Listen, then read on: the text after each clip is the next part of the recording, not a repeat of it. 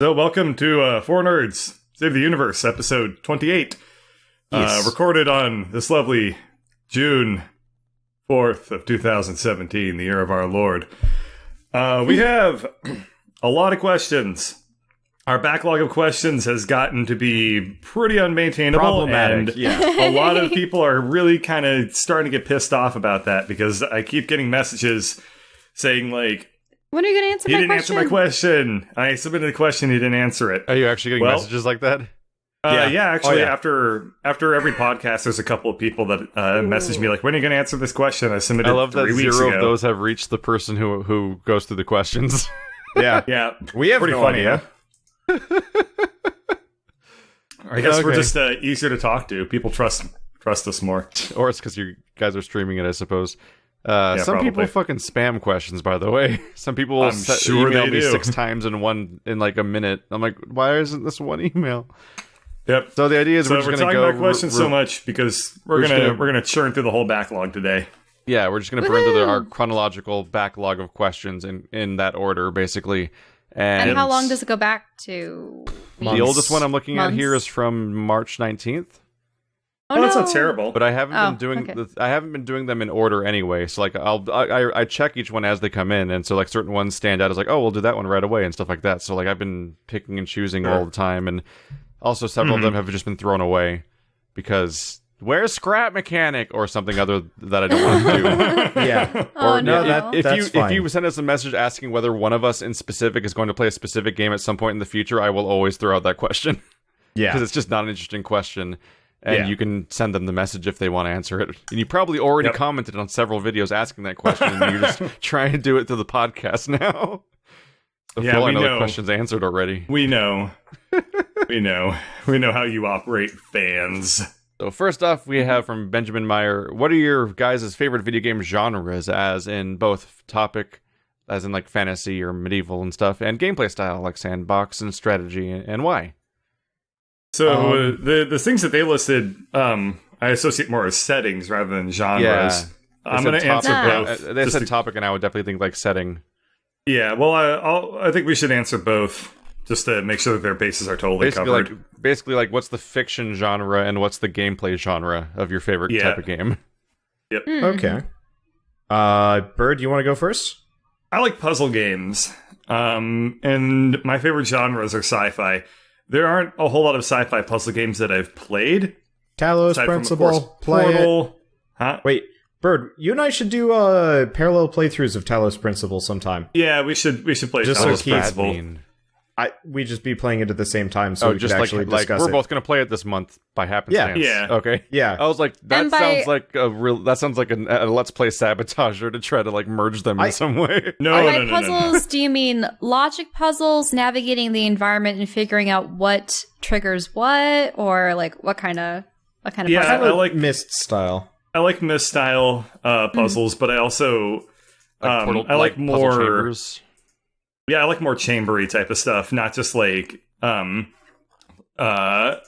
where it's like kind of very open and you have to piece together the puzzle across like a big landscape. I also like things that are Portal style, where it's a very discrete little unit of puzzle. That was an interesting thing I had to deal with when I first started saying like I'm going to have a slot for doing puzzle games on my channel. Was like the idea of like, how do you define puzzle game? And is an adventure game a puzzle game? And if yes or no, where in the hell do you draw the line between adventure game and puzzle game? And then where do you draw the line between walking simulator and puzzle game at some point? Like, it's actually going to be really interesting trying to figure out where the barriers can be, because it's so vague. It's actually interesting because a lot of adventure games have puzzle elements in them, especially in, say, like dungeons and stuff, when you're trying to move or activate certain rooms and devices. I would have to say that, like, for the adventure, the elements of having like action and combat might set it apart from just a pure puzzle game. Yeah. But yeah. Adventure games don't usually have any kind of violence in them, though. Oh, lots of adventure games do. Adventure? I would consider most adventure games have like combat elements to them. Prince of Persia, that's a pretty quintessential one. I don't think Prince of Persia would count as an adventure game. I think when people talk about I think when people say adventure as the title of a game, they're talking about a point and click. Well, I'm thinking of action adventure. Maybe. Oh, I you mean that? Because would action argue- adventure is kind of a useless genre name. Because it No, describes all of video games in a weird way. I would argue that the early Prince of Persias could I feel in like fact people only say adventure game talking about something like Walking Dead or King's Quest or something, as far as I can see. Well, Okay, I mean, I guess I conflate action adventure and adventure together, and maybe you don't. But- I guess I just remember Prince of Persia very specifically. Like one of the older Super ones puzzly. was At the Yeah, very super least, you definitely know what I and- mean when I was talking about how impossible it is to differentiate an adventure game from puzzle game when I'm talking about that as an adventure game.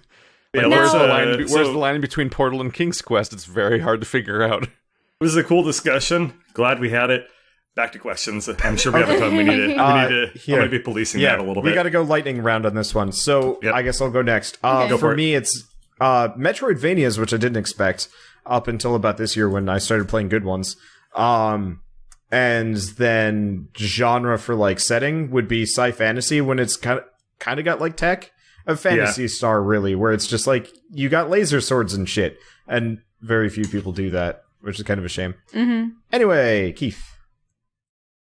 So I'm pretty sure my favorite type of setting type thing is sci-fi, usually because it's doing the fantasy type thing of playing with like crazy unreal concepts, but also under the guise of trying to explain it. Yeah. And I like that kind of stuff. And usually because the explanations can even come with some level of horror. Like you go into territories with like crazy stuff like Soma. Genre is hard. Like video game genre is really hard because I'm super torn between puzzle, rhythm, and RPG. And they're Those are pretty disparate. Rhythm You would, must would like be a little bit different further things out about each there. one.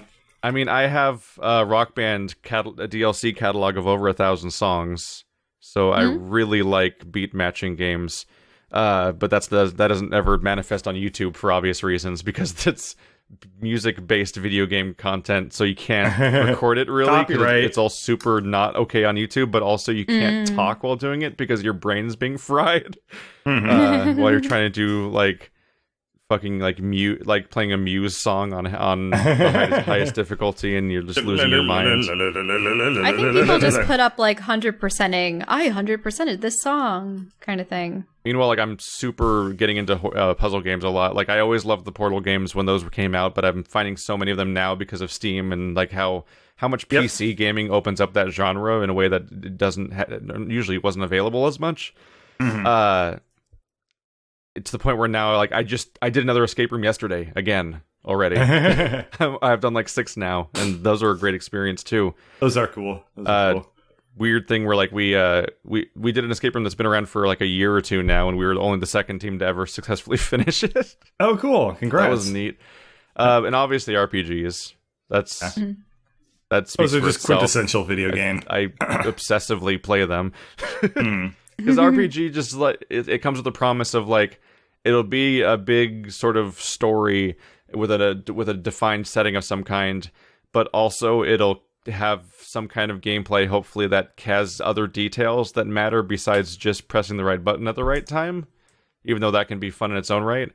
But finding the boundary of what the fuck that means and what spectrum of that to focus on is super nebulous because RPG is almost a useless genre at times to define things because people like it categorizes the same things. Like it'll take something as role play heavy as Divinity, where every action you do matters and you can mold the world around you in crazy bizarre ways, and put it in the same category as something like Diablo 3, where nothing you do ever matters and you're getting RNG dice roll loot and just clicking at stuff mindlessly until it goes away a lot of the time. Like massively disparate games are in the same category, but I lean towards things that make me think, which is probably why the puzzle stuff happens there. But rhythm is the opposite of that, which never makes me think. Did everyone answer the question? No. I haven't so, yet. Shell's favorite genre is Myst, and her favorite setting is Myst. How did you know? Yeah. Hey guys. Well, there we go. Let's hear it. solved. Let's hear it. Let's I- hear it. Let's answer. Okay, I like sci-fantasy because I mean, as you guys had mentioned before, like having science fiction in there with like the tech and maybe even the interaction with humans and various aliens and stuff, that's interesting. But I like it when there are fantasy elements because you can suspend your belief just a little bit more with magic and sorcery and whatnot. So I really like it when there's a mixture between the two. And it's hard to find that balance in many games and films and novels and whatnot. As for the type of game, I know everyone's been like sort of like, yeah, puzzles are awesome. And I love puzzles. But many of the first games that I ever played were puzzle games. But I also like the fact that RPGs, specifically the ones where your character has to make pivotal choices that might, change the course of the story or their interactions with other characters. Those are interesting because with films, you're watching someone else's narrative. With books, you're reading someone else's narrative, but you're applying your own interpretation of the visuals, at least in your head. With this, it's the visuals and the story are sort of set out there for you, but you can change the course of it. So in a way, you're experiencing it on a different level, and I think that's the kind of thing that video games give you that other media doesn't. Choice. Yep. Choice. Hit the nail on the head. Woo! All right, question number 2. All right, and to recap, you can send these questions to fournerdsquestions@gmail.com. It's pretty much floating in the corner of the podcast, I believe, every time I edit one, so that's visible. Gavin Redder asks, what is your favorite Dark Souls game and why? I wonder if we should qualify. That's actually kind of a difficult one. I wonder if we should qualify whether or not it's That's up to you guys, Soulsborne or just I Dark haven't played Souls. any Dark Souls games. Let's outlaw any Soulsborne. So Lords of the Fallen, Demon Souls, and Bloodborne are disqualified. I would never count Lords of the Fallen. Well, I just mean like so as in between like 1, 2, or 3. I just which mean one like do it's we like the nebulous most? as to whether or not people count Demon Souls and Bloodborne sometimes was the ground rule. Well, But some actually, of Other it's 1, 2, or 3. developers is totally different. I'm not familiar with the differences between the 3 games. They all sort of look dark. They're grotesque beasts. Well, you've and never you guys played any of them, so you won't have an answer. prune-like mummy men that end up getting clobbered all the time. So, like, what are the differences between the 3 games? that's too long of an answer for this. So It's the we'll kind see. of You'll explanation. It's the kind of nuanced explanation that would require you to already have experience with the games to begin with to explain what's different about them. Clearly, we'd Shell, have you to should lay just so much. bite the bullet We'd and have to play lay 'em. so much groundwork first before even trying to answer the question. At that point, Yeah, pretty Okay. much. So I've got an answer, and it's probably the least popular of all of them. I like Dark Souls 2 the best. Dark Souls 3 was too fast for me. Stuff like sword and board didn't really work anymore. You really had to dodge. You couldn't really block anymore, and most of the enemies were very Bloodborne-y to the point, kind of to a fault, because I did miss the slow methodicalness of the Dark Souls series. And Dark Souls 1 had that, and it was good, but it was too clunky. And I guess maybe the other reason why I like Dark Souls games is the multiplayer. And I felt like 2 was kind of the least like problematic of all of them. Whereas all the other ones kind of had fiddly bits that I didn't enjoy as much. I don't know. All right, what about you, I think Keith? we had the least trouble ever doing co-op in 3 than 2. Oh, yeah. Three because really? three had built-in password systems and all these other things, and even like Well, all that 2 I did just is don't like- eventually in Scholar of the First Sin, I believe they eventually gave us the rings that would let you lock out everyone who wasn't using the same You had ring as you. hackers, too. But even then, with the ring, you still you just have the signs not show up constantly, and like we fought for it when we were trying to do it with Spider. I guess Yeah. I just remember playing Dark Souls 2 most recently with Bird, which was actually super functional and not busted at Yeah. all. I wonder if it was just because the game's dead now. I wonder. Yeah. Like, there's no Probably, yeah. competition of any kind on the server, so it's like, yep, I'll match you up with the one other player in the United States. Mm-hmm. Yeah. Well, I could, all right, what's your answer, Keith? 1, 2, or 3? Blah. It's so nebulous. Every single it's one of those things like favorite bands and things like that where my answer I feel like changes every time I try to answer it. Yeah, probably.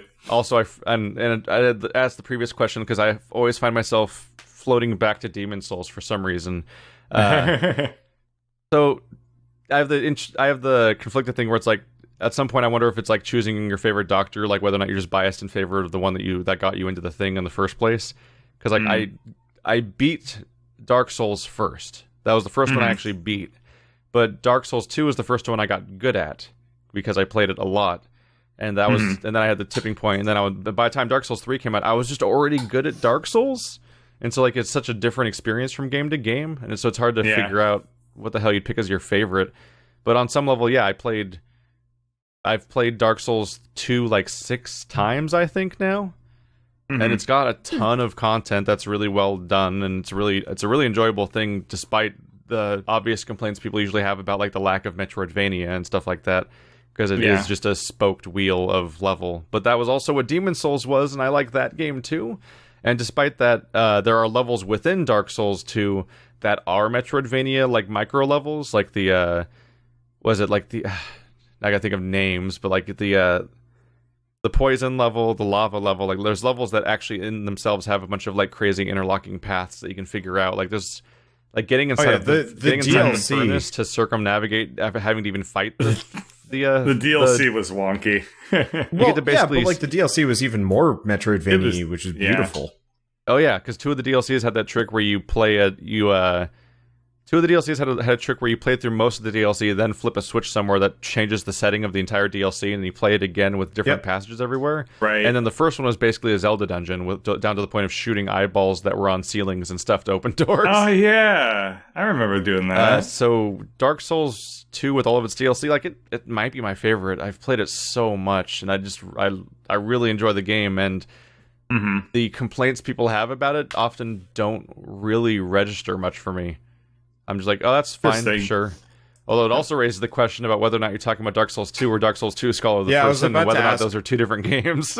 I was about to ask that. Honestly, now that I've played through both, more or less to completion, I have to say they're actually, like, way more similar than people give them. Like, apart from, like, the kind of initial levels and, like, a couple things here and there. There's a heavier change at the beginning for sure, and I think... Yeah, I hated Scholar of the First Sin in the beginning because there's freaking... Scholar of the First Sin is flat out like not meant to be played by people who are new to the game, which is awkward because they don't frame it that way at all, I don't think. Because that's the one that they can sell. And for some people, it's the only one that's available because they didn't put them both on Xbox One and PS4. They put Scholar of the First Sin on those ones, and that was the only option. I think that's what they consider fixed. Like, they also Tower of Flame is a nightmare on the new version. If you're like brand new at the game, like, oh yeah, by the way, you know that one kind of hard night that we thought was really tough, so we put them in 3 places in the entire campaign. Here's a whole zone of them in the first zone. I'm like, what? What? Oh yeah. How did that happen? Yeah, that's a toss up. Mm-hmm. But yeah, probably 2, I guess. Yeah. Bird. Well, we're unanimous. It's 2 for me as well. Yeah. 2, I guess... what I liked about 2, first off, the DLCs were really fun. But second off, I always find myself relatively endeared to like the quirkiness of Dark Souls 2. I like the fact that the world has like no consistent vision to it. And I like the fact that the plot is like the oblivion of the Dark Souls series. Particularly insane. I love the fact that you just have like this Narnia effect all over the world where it's like I'm gonna walk through a sewer and then pop out and then I'm in a castle, and like the whole world is just like very real reveals along the way, like just like oh look, Dragonland, that's where I am now, the land of dragons. Yeah, it's pretty. I don't know. I've always really liked that for some reason. And I guess another big part of it was that Dark Souls 2 was my first exposure to Dark Souls. So it was kind of like a fun experience of actually getting good at a Dark Souls game. So yeah. Between those two things, I do think that... Who's your first doctor kind of issue of, like, just the one you get attached to first could be a thing. Yeah. But and, the first one I got attached to was Demon Souls. If you ask me, like, hey, Bird, do you want to replay one of the 3 Dark Souls? I would say Dark Souls 2. Yeah. And then if we beat it, and then you ask me, do you want to play another Dark Souls? I'd be like, we can play 2 again. Like, I could probably just play that game more. I think part of it is, too, felt like it had a bunch of viable builds. Like, the magic all felt viable at the same time, different weapon sets. I was going to say one last thing was, Dark Souls 3 was very derivative of 1, and a little bit of 2, like, just in terms of, like, its settings and plot points, which kind of hurt it a bunch. And kind of does it a disservice, because when you get to the mechanical level of some of the stuff going on, like, there's actually a ton of new things going on in 3. Oh yeah, 3 was amazing. But they keep paying homage to stuff so that that's the first thing that comes to mind is the stuff that's similar over the stuff that's not. Yeah, I really am looking forward to whatever they make next, because hopefully they'll kind of take this, you know, the kind of Souls formula. It's why I want to play Bloodborne with you guys so much, because it looks like its own thing and it looks fun. Bloodborne is very cool. I played Dark Souls 3 also twice. very derivative. I played it before and after playing Dark Souls 1. Before, I was like, oh man, this is all really cool. After playing Dark Souls 1, I was like, oh man, they really just stole every damn thing they could have from Dark Souls 1. It is so derivative. Okay. Right. Question number 3. All right. That's not what I wanted you to do. Stop that. Okay. Here's a question I kind of don't understand. Okay. I kept skipping over it. Draconic asks, have you guys watched any old shows recently and found it weird or surreal? Do you guys think you know what they see what mean? they're getting at.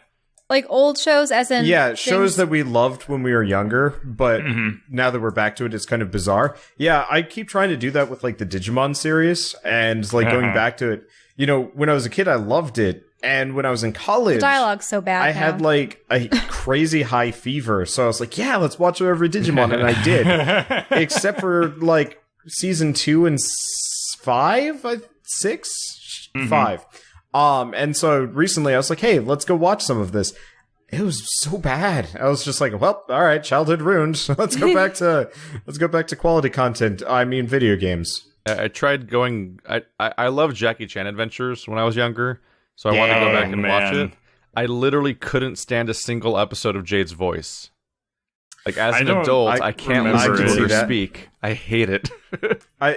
Any character with that kind of like that like it's so high pitched and so loud and so shrill and so like overdone. Like it's too much. I just can't.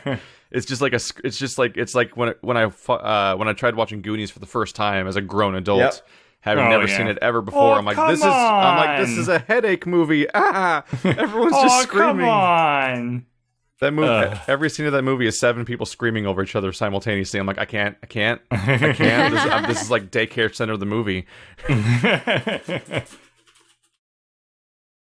I'm pretty sure it scared me when I was little for a reason, and I'm pretty sure if I watched it again, I'd be just as mortified by it. But the Troll in Central Park. What the hell is that? It was an old animated movie, and it may have even been made by the same people that did The Page Master, among other things. It sounds like something that would have been animated by the people that did Secrets of Nim or something. I don't know. Don Bluth. Don Bluth. I think it starts off live action, and there's this like kid, and he doesn't like the fact that he's taking care of his he did American little Tail, sister, Dogs Go to Heaven, Anastasia, Titan AE, all that stuff. Mm-hmm. It's sort of maybe even been one of them. I forget, but obviously Secret of not. Nim, found it. Not Disney. Yep. Oh, but you found a Troll in Central Park? Yeah, those are all movies directed by the same person. Like those are all the same guy. Oh, the same guy. Okay. Yeah. All those 80s are cartoons that everyone kind of is familiar with, but weren't Disney. Are pretty much him. All Dogs Go to Heaven. Rock-a-Doodle. Yeah, and it was just creepy. The kid, I mean, the main character, like he has his like growing up moments where he realizes he needs to take responsibility for his younger sister and not hold it against her, that I think she may be like the mom's new husband's kid, or they've had another kid after his father had died, or I don't know, family drama. And there's this whole subplot with a bunch of trolls, and they are freaky, and they want to kidnap the little sister, and there's this witch, and I don't know what her intention was. Maybe she thought that she could, like, make herself look young again by stealing their life essences and whatever, and, you know, it's just, whole thing. But yeah, a lot of late 80s and early 90s films are like that, though. I don't really have an answer. I sort of do, but it's within the spirit of the question, but I don't think it quite answers it the way that they were getting at. For me, it's actually a instructional series that I was watching when I first started learning how to program. That was by a Redditor named Carl H. And he had a whole subreddit of these actually extremely well put together programming tutorials. And he did it for, I watched it for like a month. Then all of a sudden they stopped because he got arrested for like possession of child pornography. Oh. And I was just like, I randomly happened upon one of those videos again because I was looking up a specific topic. And I saw it, and this is like surreal, so like stumbling upon the Cosby Show today. Oh yeah, it felt really, really weird seeing that old video, and just like I couldn't get it out of my head. Just like knowing what was like behind like a really friendly presence, you know. If you look at what he did, it was extraordinarily heinous. Wouldn't that be like going back and being like, oh yeah, that particular Red Ranger was the guy that, you know, murdered that couple on their boat in California, and it's just like, what? Stuff like that. Like, oh right, yeah, they eventually had a Power Ranger that turned out to be a murderer. Yeah, and that wasn't a B plot. Less drastically, going back to early Game Grumps, now that Aaron and Danny have kind of gotten their thing completely together, is really, really uncomfortable. Because the audio quality sucks, the commentary is like, they have really funny moments, and then the rest of it is mostly boring. Except for Goof Troop, I think that one's ageless. Goof Troop was John. But it's funny when you see montages where it's like every time Aaron mispronounces this word over the course of like 5,000 videos, and you'll just hear the audio quality change dramatically in every single clip because of how many different microphones and years they've gone through over the course of the show. Well, I mean very specifically, going back to like the JonTron days and how like surprisingly choppy that was, and not remembering that in the slightest. Oh yeah. Yeah, they uploaded an entire episode once where they opened up Naughty Bear, the game, and couldn't figure out how to perform the first action of the entire game, and just walked around complaining about the game for an entire 10 minutes, and then uploaded it for some reason. Yep. And then the next episode they finally found, oh, you click on that. I'm like, why was... You're allowed to edit, you know that, right? Like, they seem to not... They have like a weird rule where that, like, as if they don't think that might have been... It's weird. That could have possibly been pre-Barry. It's so weird sometimes. Yeah. I always wonder what's going on in the background with some channels, like especially ones that hire editors. This is tangent, of course, but like I watched what is it? Resident Evil 7 by being played by Best Friends Play, and at one point they were like, "All right, edit this part out," because they died and had to go way back through the whole thing, and so they went back and they're all quiet because they're not doing commentary because it's all going to get edited out. But I'm saying this because I was watching it because it was in the video. They forgot they didn't edit it out. Yeah, but they have an editor. I'm like, what are they? But don't they have a full-time editor? Don't they watch? I don't understand. One thing about talking about like the automation thing that I have set up now is that I know that when the recording button is on, I have to. Yeah, like it actually made my content tremendously better because I knew that I had to be on because none of it's editing out on par. Yeah. Going. I couldn't rely on any editing, so like. I've worked out like this really like a completely different system, and it's like I said, I anticipated that was going to be an effect, that it would improve the quality of what I'm making, because I have to make that to like get my shit to work correctly. Have you found yourself making any Game Grump style cuts where you're like, wow, I'm really stuck here and don't know what to do next. Next episode, I'll know what I'm doing. Haha.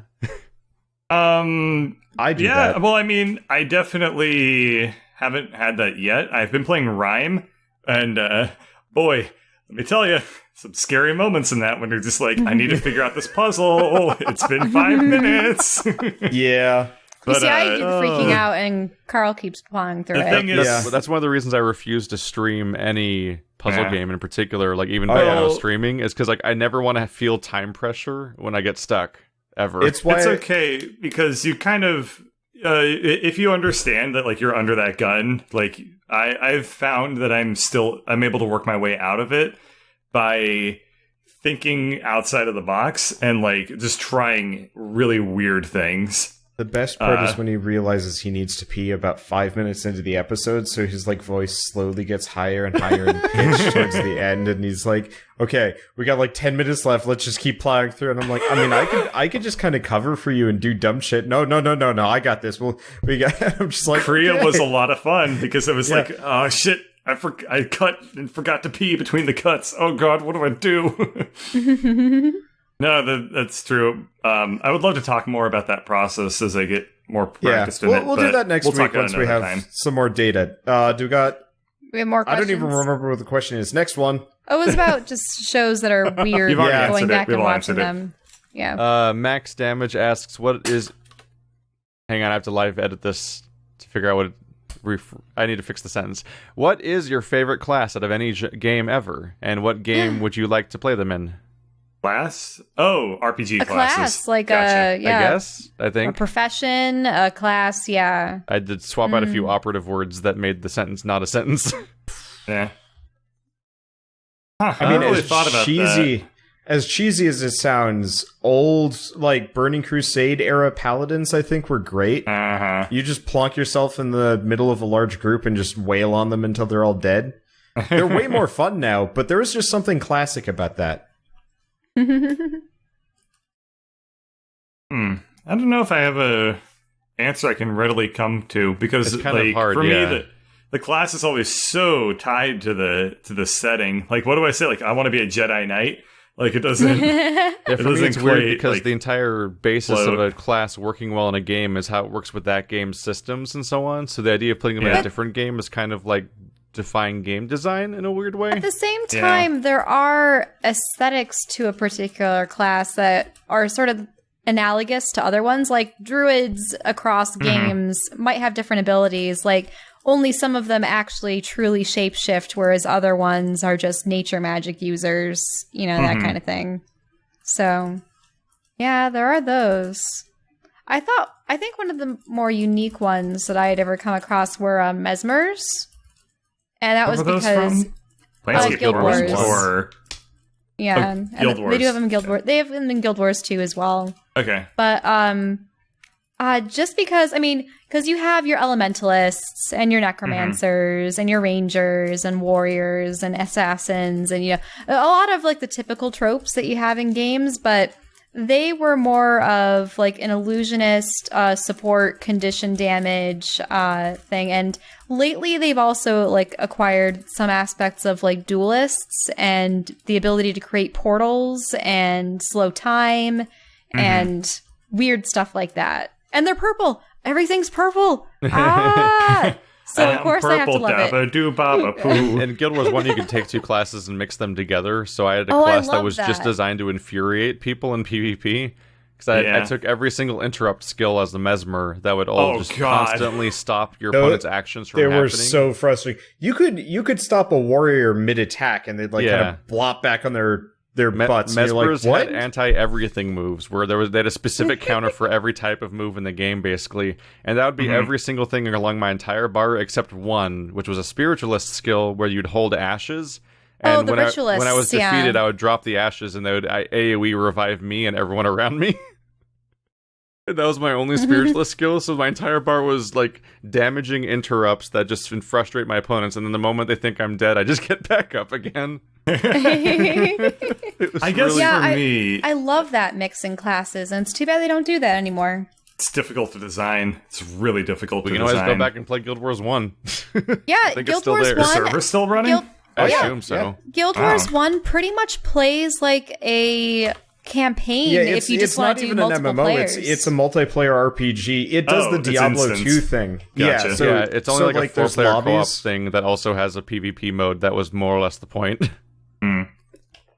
In all seriousness, I would actually be down for doing a run-through of that game before they shut down the servers just to get it on footage. Yeah. Because it's pretty smooth. I don't know if It's they also will. short. I mean, given Guild Generally, Wars 2, I mean, Guild Wars 2 added a lot more like personal story plot and whatnot, and obviously action combat. But the old ones, Well, the old it's one really actually nice had campaigns. a story. Yeah, That's the main Guild draw. Wars 2 could be hard Which to record. guild was the most because powerful? I don't even remember the guilds, if that was There a weren't. thing. Guilds were a player thing. Yeah. Like in Guild Wars 2, it'd be a lot harder to record because it would have the Old Republic problem where every time we'd get back from doing quests, we all go off to do our individual cutscenes. yeah. I think Guild Wars 1 was the first MMO that I played with Carl back in college, and I had started off with a ranger monk, just monk to heal, but ranger. I just loved the idea of having a pet with me. And then, So, of course, I experimenting later. I have an answer that I think is within the spirit. It's about as best the answer I could think of. I liked playing as a assassin in Oblivion. It's not really a class, but I liked playing that character and going through that plot line. I don't know. I haven't really played a whole lot of games that have you do like a lot of sneaking and killing. Like I need to get my hands on Dishonored and stuff like that. Yeah, to go see play a game both that's- Dishonored games and both Deus Ex games that came out recently. I Yeah. know you're not big on the Fallout games, but you should really give the Frost mod in Fallout a go. Because that's what I was doing, and it was I big on the glorious. Fallout games. I played Fallout 1, 2, 3, and New Vegas. You've never seemed at all interested in Fallout 4 for probably good reason, but I playing played about an hour of Fallout 4 and wrote it off. But playing through Frost was amazing because everything was creepy and Something like was weird. rebalanced and more interesting. Because instead of having like your standard plot, they just threw all that stuff out of the window and you learned everything via books. And you're like trying to hunt down some guy. And honestly, I think the plot just drops off. Like it drops you off in Far Harbor, so it's not complete yet. But halfway through, so the game, so Frost had a means of like tracking your sanity.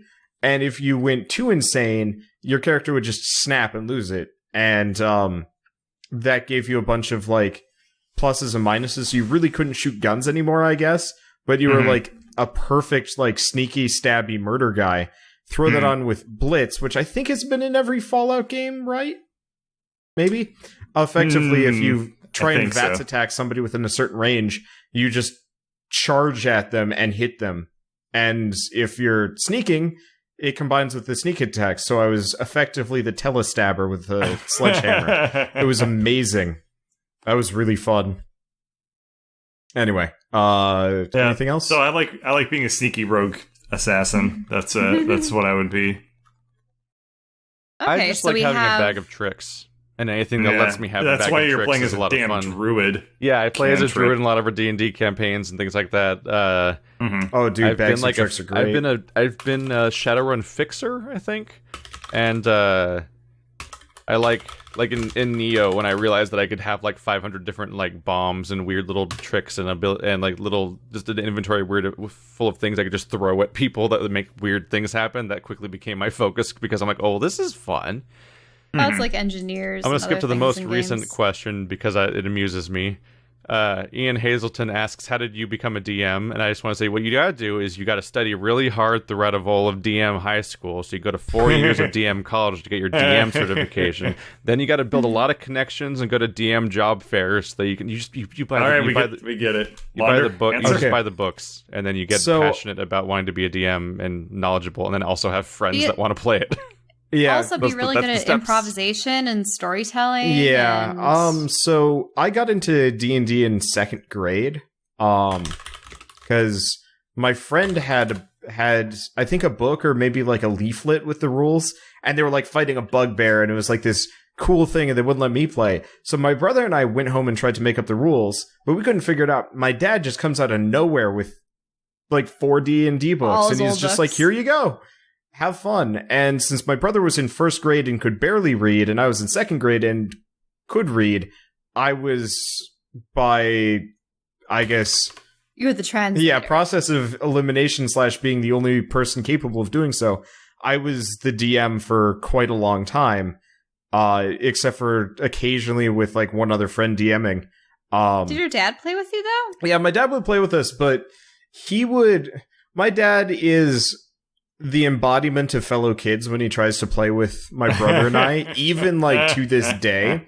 So like we were playing Chameleon Twist, and he would like start introducing Chameleon Twist enemies to like appeal to my brother and I. And I'm like, no, like I'm here to do fantasy adventure stuff, and you're introducing like really dumb, not even dad jokes, just bad jokes.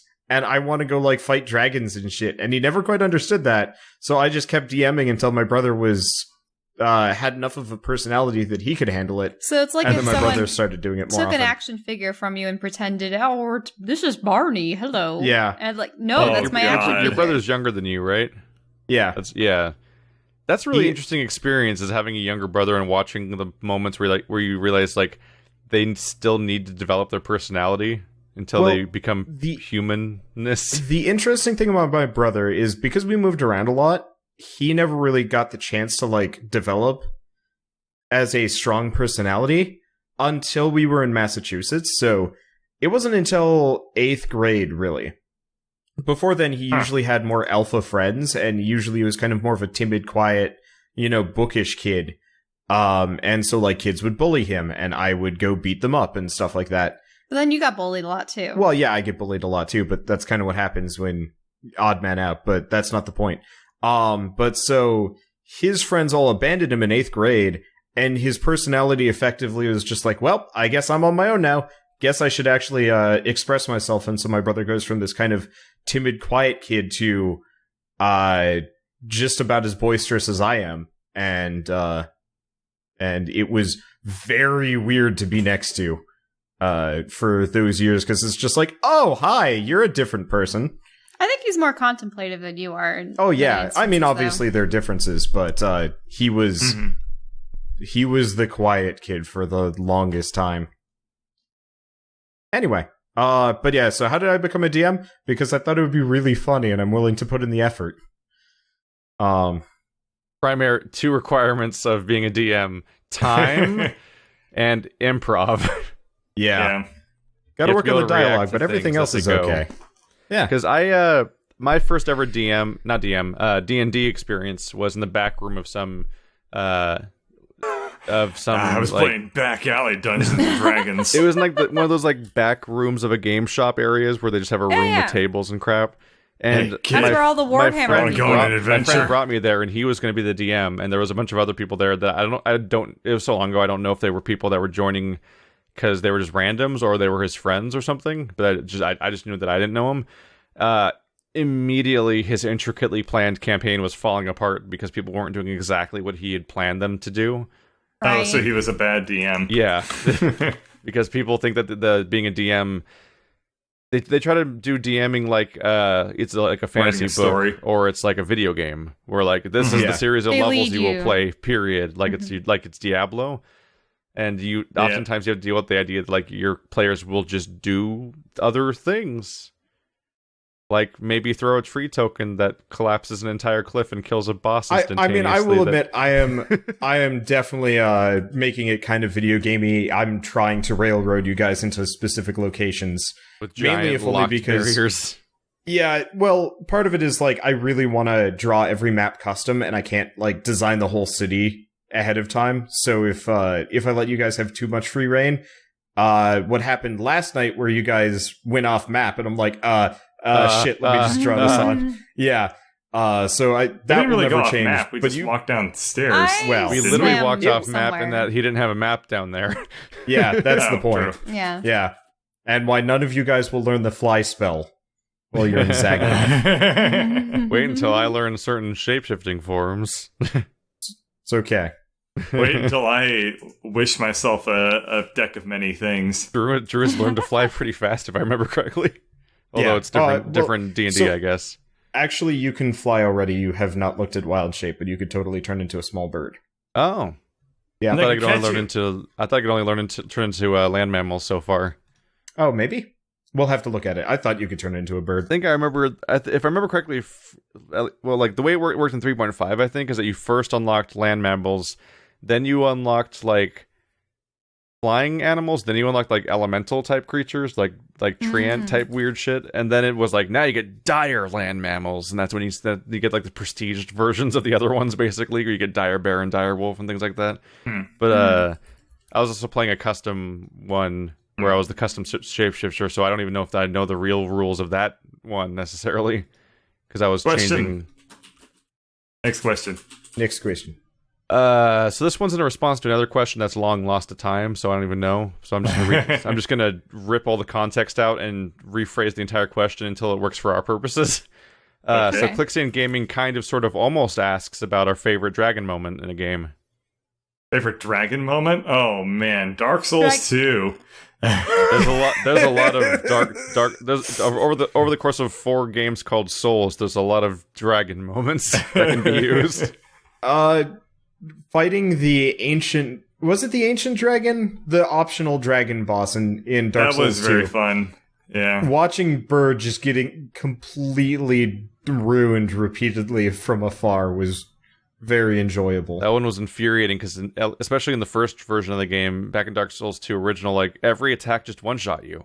Like it was insane. And so I was like, I need help, so I tried summoning 2 people, and they both got hit by the fire at the beginning. I'm like, what? It's like, now he's just got like a triple the health bar, and I have no help anyway. Bird and I had like weird rituals to beat that boss. It was dumb. Yeah. Oh man, yeah. Any of the dragon moments in Dark Souls 2, you really can't go wrong. They were great. Also, Keith, you're right. You don't get to fly until level 8. Anyway. Okay.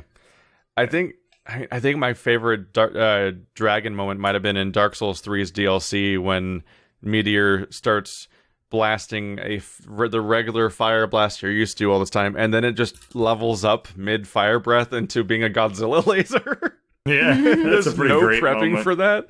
And then he even goes into laser tantrums where he's just rapidly swinging his head around like you would if you had a laser. And it's like, this is too much laser. There's so much laser right now. And it moves fast because it's a laser.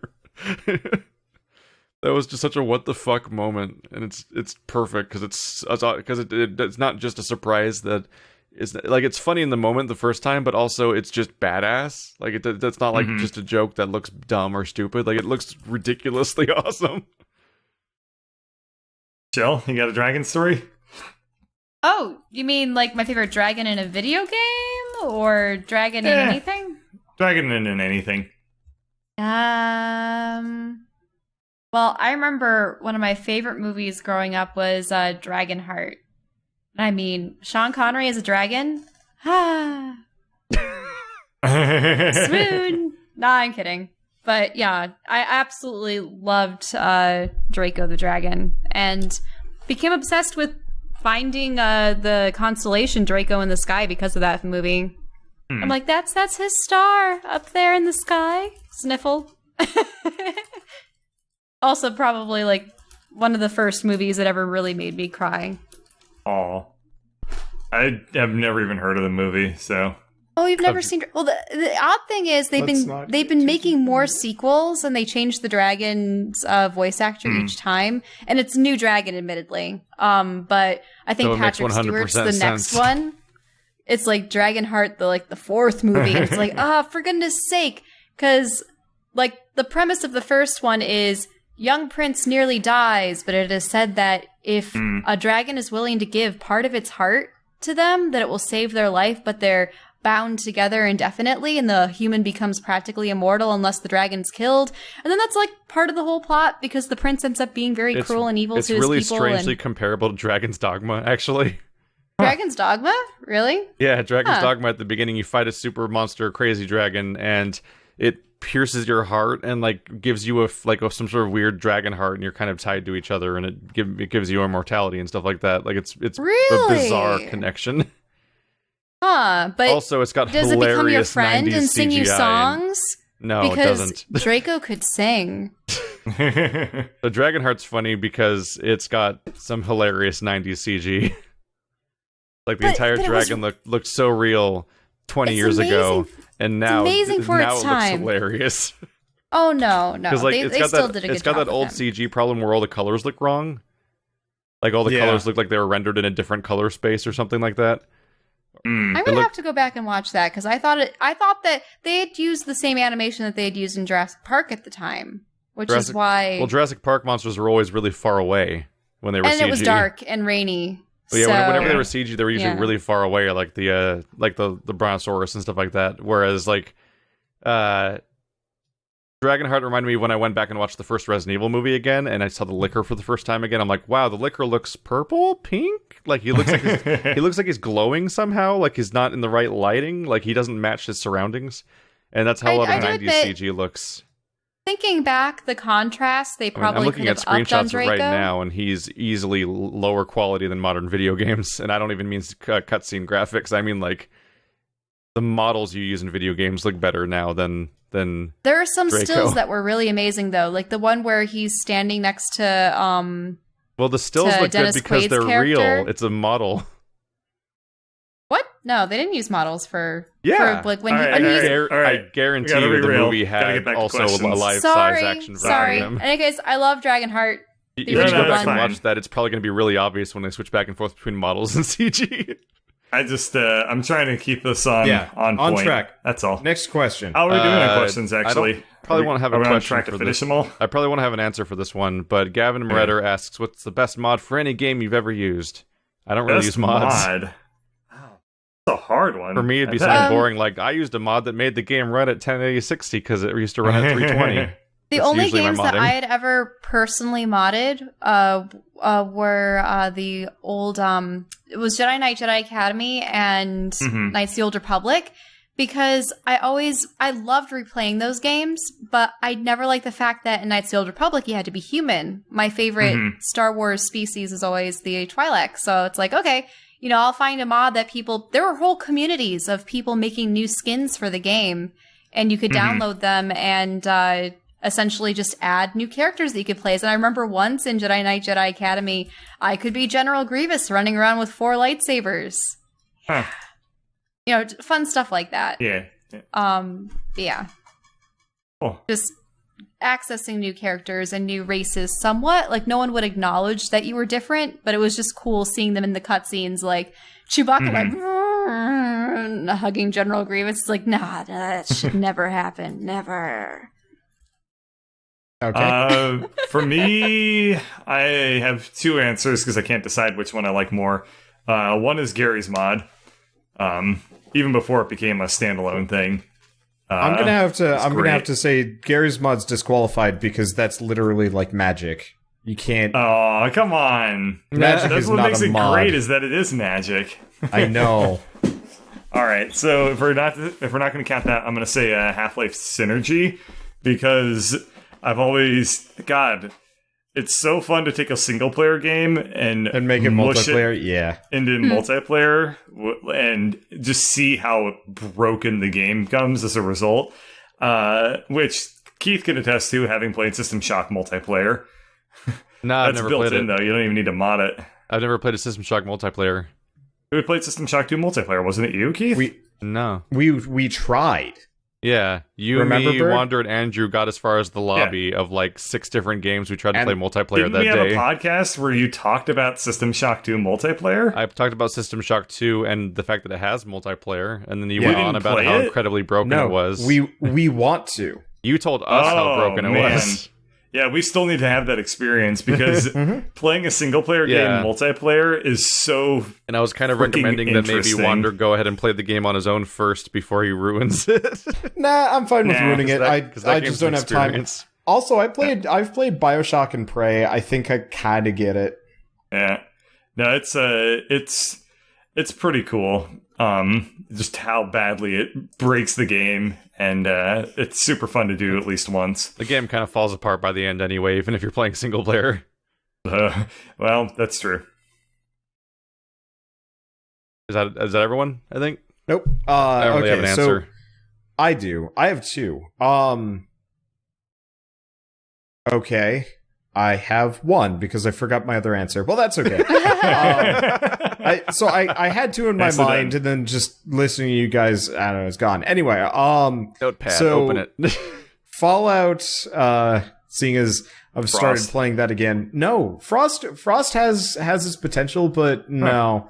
There's a mod, it's broken now, which sucks. It was called Endless Warfare, which effectively cranked the spawn rates of everything up to 11, made them respawn in greater numbers depending on how many you killed. So if you sat around in an area killing, like, ghouls, like 50 would spawn just off camera while you're, like, fighting. So effectively, you have to keep moving and running and, like, being really afraid of the environment because shit's gonna kill you. But my favorite part about it is there literally was just a setting in it called Zombie Apocalypse, which did just that. It made all of the zombies into kind of Romero zombies, like a little bit slower, and could only die from, like, a headshot and stuff like that. And then made it so the entirety of Fallout 4 was just covered in zombies.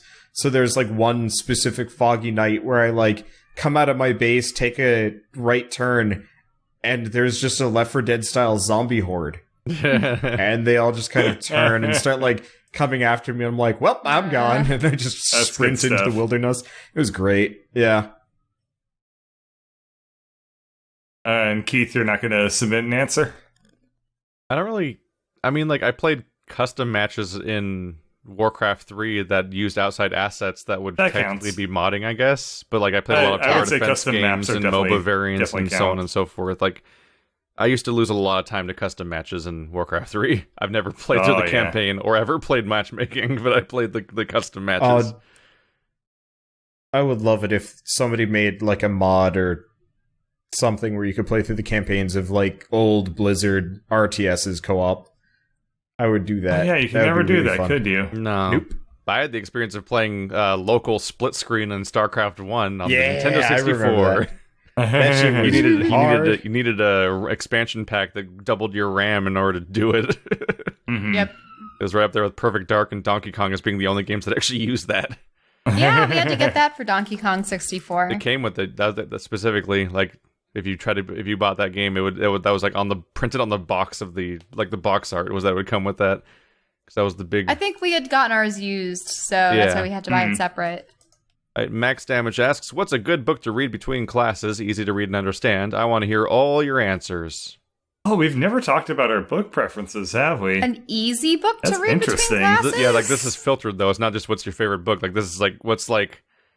Almost sounds like recommend trash novels, kind of. Like, what's fun to talk about thing? If you want quick trash novels, there's a website called royalroadl.com that has a bunch of free amateur novels that people write. A lot of them don't even get finished, but the chapters are usually only about, like, 4 to 6 pages long. You could get that done in, 10 minutes or less.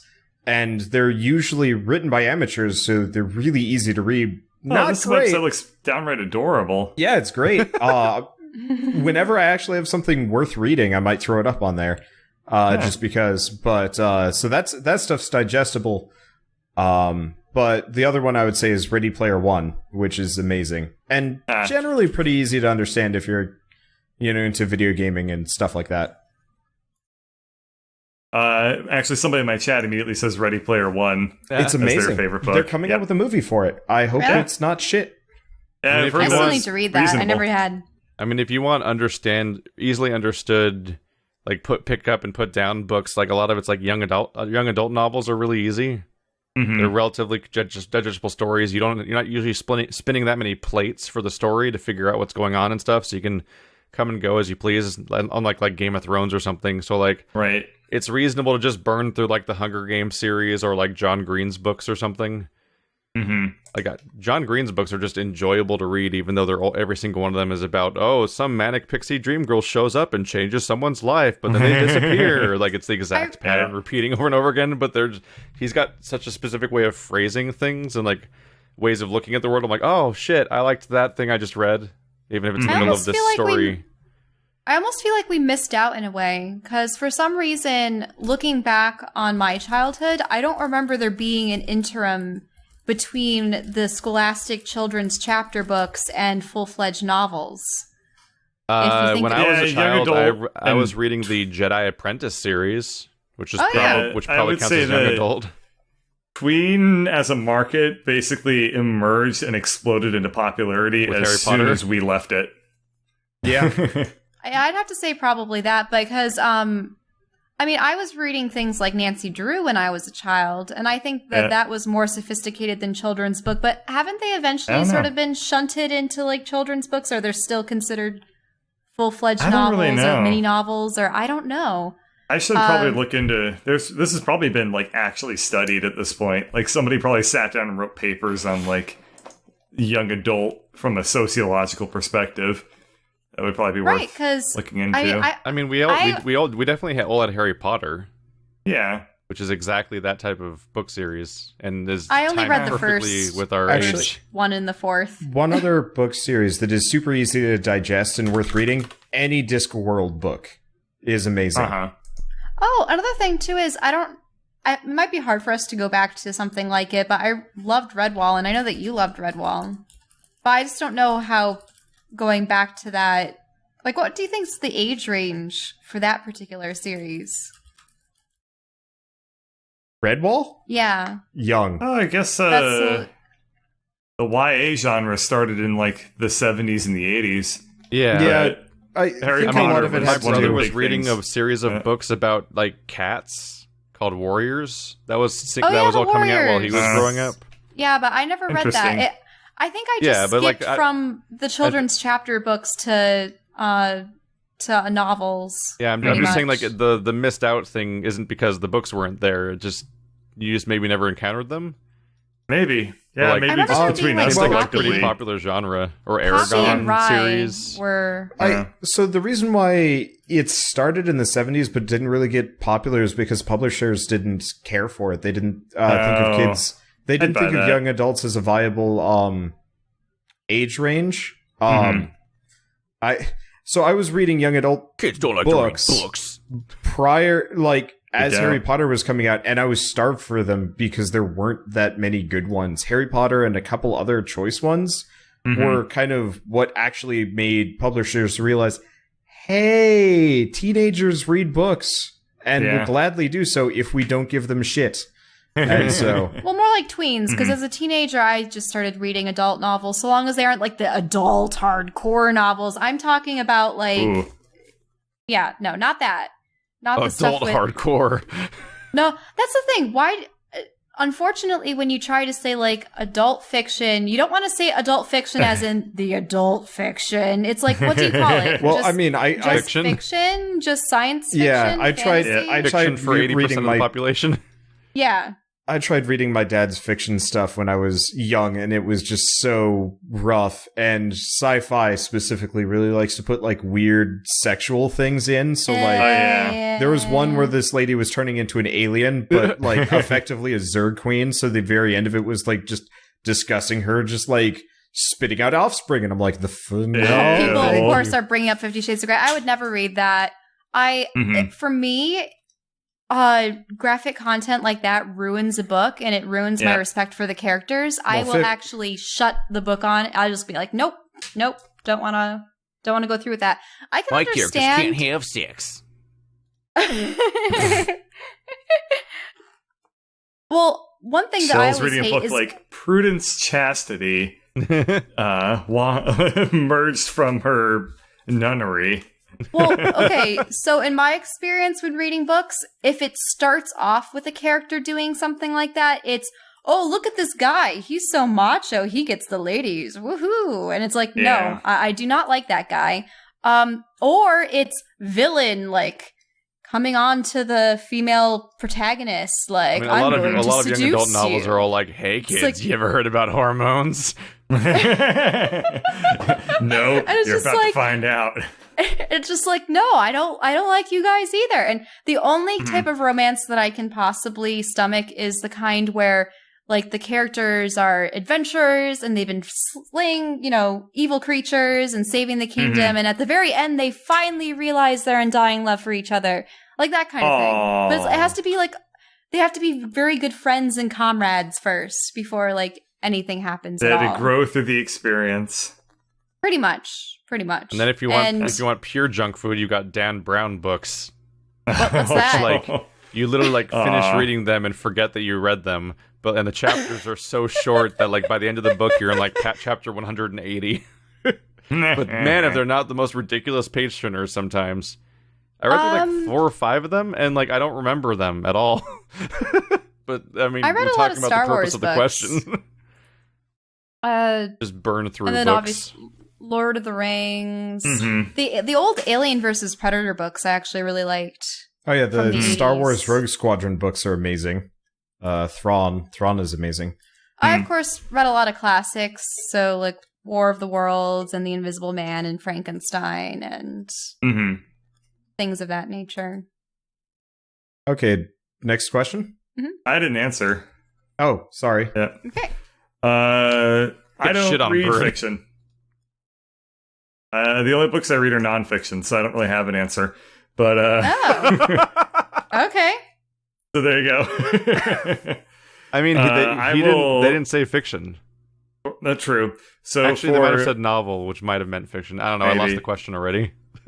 for me, usually what I read between like if I'm just like on a bus or something like that is I'll read like mathematics textbooks. Well, you're like on a personal quest to become the perfect modern Renaissance man, so go freaking figure. Yeah. If you right now I'm working through what is it called? I can't remember the title. I haven't read this in a couple of days, and I'm like got a couple things spinning right now. What is it? It's Piketty's what is it? Wealth in the 20th Century. What is it called? Capitalism in the 21st Century is what I'm currently reading.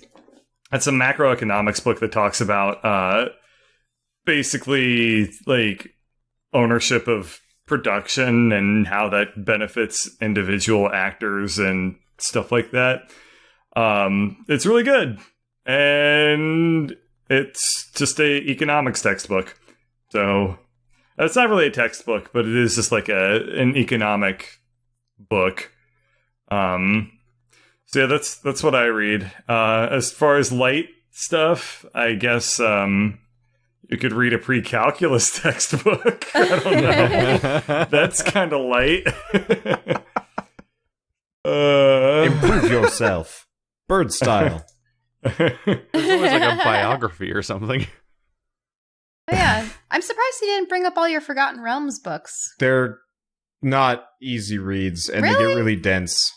They do. A lot of D&D stuff actually is pretty thick. Also, a lot of D&D stuff gets weird, like laser tits. What? I was reading a Really? Forgotten Realms book. Please tell me one of the- more. I Actually, also- no, because we have more behave. questions. Sorry. Yeah, it was just a. It was Like a demon monster it was lady? called Spellfire, and the lady could like fire magic, like just raw magic, and her Magic one missile. of Her name was Titty McLaserface. one of her like kind of bouts of magic induced rage was taking off her shirt and firing magic out of her Boob tits, lasers. and I was just like, well, all right, Never mind. this is weird as a sixth grader. I'm just wondering, like, does she ever like sneeze and lasers come out or something? And like, damn it, I need a new shirt. not pregnant. Anyway, next question. This one's convenient for me because it relates to something that happened recently for me. Actually, is King with a bunch of numbers asks, "Have you ever had a game glitch or break in a way that was fun or helpful, and how did that transpire?" So recently, I was playing Mass Effect Andromeda, and I got to the end of a really confusing dungeon full of mechanics I've never seen before. Which is not a great way to handle puzzles anyway, but I got to the enemy at the end, and it stomped me with an instant kill attack because that's what elite enemies are supposed to do. And they apparently, despite putting an elite enemy at the end, I guess they didn't play test it, because if you die against that enemy, and I found via comments that this happens to other people, so it's like a reproducible thing. If you die against this enemy, which is the whole point of putting a tough enemy, is the threat of dying. You spawn in a checkpoint outside the door of the boss fight, and it's locked. And the way that you opened it in the first place is broken now because the door was not supposed to be locked. It's not supposed to load back locked. It's like you literally locked permanently out of the chamber that lets you finish the dungeon. Okay. But there was this massive chasm between me and the enemy that I could see down from a different part of the dungeon. And I'm like, oh, look, there's a giant open area, but obviously you're not supposed to go that way. But previously in Andromeda, I fell off a ledge before and I fell into a piece of rock below, and it like glitched out the whole respawning thing because it's the game does that thing where it's supposed to like catch you when you fall out of bounds and throw you back into being in bounds, basically, by fading to black and fading back in when you're there.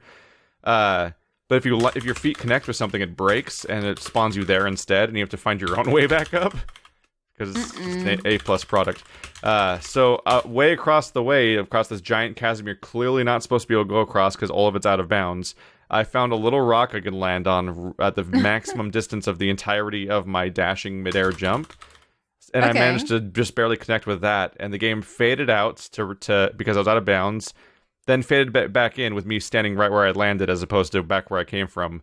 And so I was able to glitch my way into the boss chamber because the door was glitched closed. And then it was actually able to proceed the way it was supposed to. So the game was so broken that even though it broke, I was able to break it back into being two wrongs made a right. And was the boss monster no longer there? No, he was still there. In fact, the whole time that I was locked out of the door, they were all like, "There's a boss over there," and the NPCs kept reacting to his presence as if we're in combat, but I couldn't get to him. So I managed to break the broken game again to make it work against its own will, basically. It's been a trip. I think there was that one time in Nefarious where we were on a tram and we hit some blocks out of the way and it slingshot us all the way across the stage. We skipped half of a level, and I thought it was intentional because we had this like Nefarious. It was the platformer we played at the beginning of the year where you were playing as like a villain. Yeah. It was fun. It was really good actually. But we had this like kind of magic digital fairy princess that was helping us out. I was just like, oh, she helped us like, just break the lift and fly across the level. But no, apparently it had unseated itself and just forgotten that it's supposed to go slowly, so it fired us to the end of the level and we skipped the entire bonus mission. And the developer is like, that's not supposed to happen. I'm gonna go fix that. That was a good feeling. So Keith, you would actually remember this. Do you remember what was it? You're talking about Wanderlust Adventures? Yeah, where the final boss fight just didn't do stuff it was supposed to do? Yeah, so the final boss fight of Wanderlust Adventures was, the whole game was kind of this like weird, uneven product where it's just like, it was really easy, and then it was like cripplingly hard, and it's like, make up your mind, please, because like, I kind of want to beat this soon. But the final boss kept like wrecking us, except for the day... Or the final fight where the boss just stood there. And was it me or you, Keith, that was like wailing on him? I think it was you, because if I remember correctly, for like the entire last third of our playthrough, I would just die instantaneously in half the fights and just watch you play the game. Yeah, and I was in permanent spin mode for like it was an incredibly balanced and game of high fidelity quality that definitely never glitched or had balancing problems. Yeah, so ultimately, we probably would not have beaten that series. Well, we might have, but it would have sucked. Honestly, I don't think we ever hit a major wall because of how quickly the glitch happened. Like, almost immediately, it was like, oh, I guess the game's over now, because the final fight gave up. I think he had wrecked us twice before, and it was, like, brutal. Like, that was in the territory of, like, when you see the videos of the end of Lords of the Fallen, where they managed to apply so much slow to the final boss that his AI breaks, and then they just start standing there forever until you kill him. Huh. Like, there's that kind of like, nailed it. Anyway, what was the question? Glitches that have helped me out? Yep. Scrap mechanic. Well, yeah. But at that point, those glitches are features. Yeah,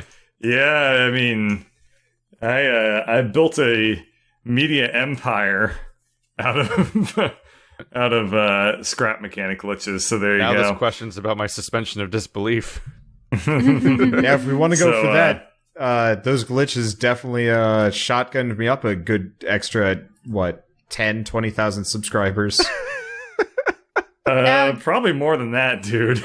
Did you guys Fallout actually is accounted the glitches, for or did most you of find my them somewhere else?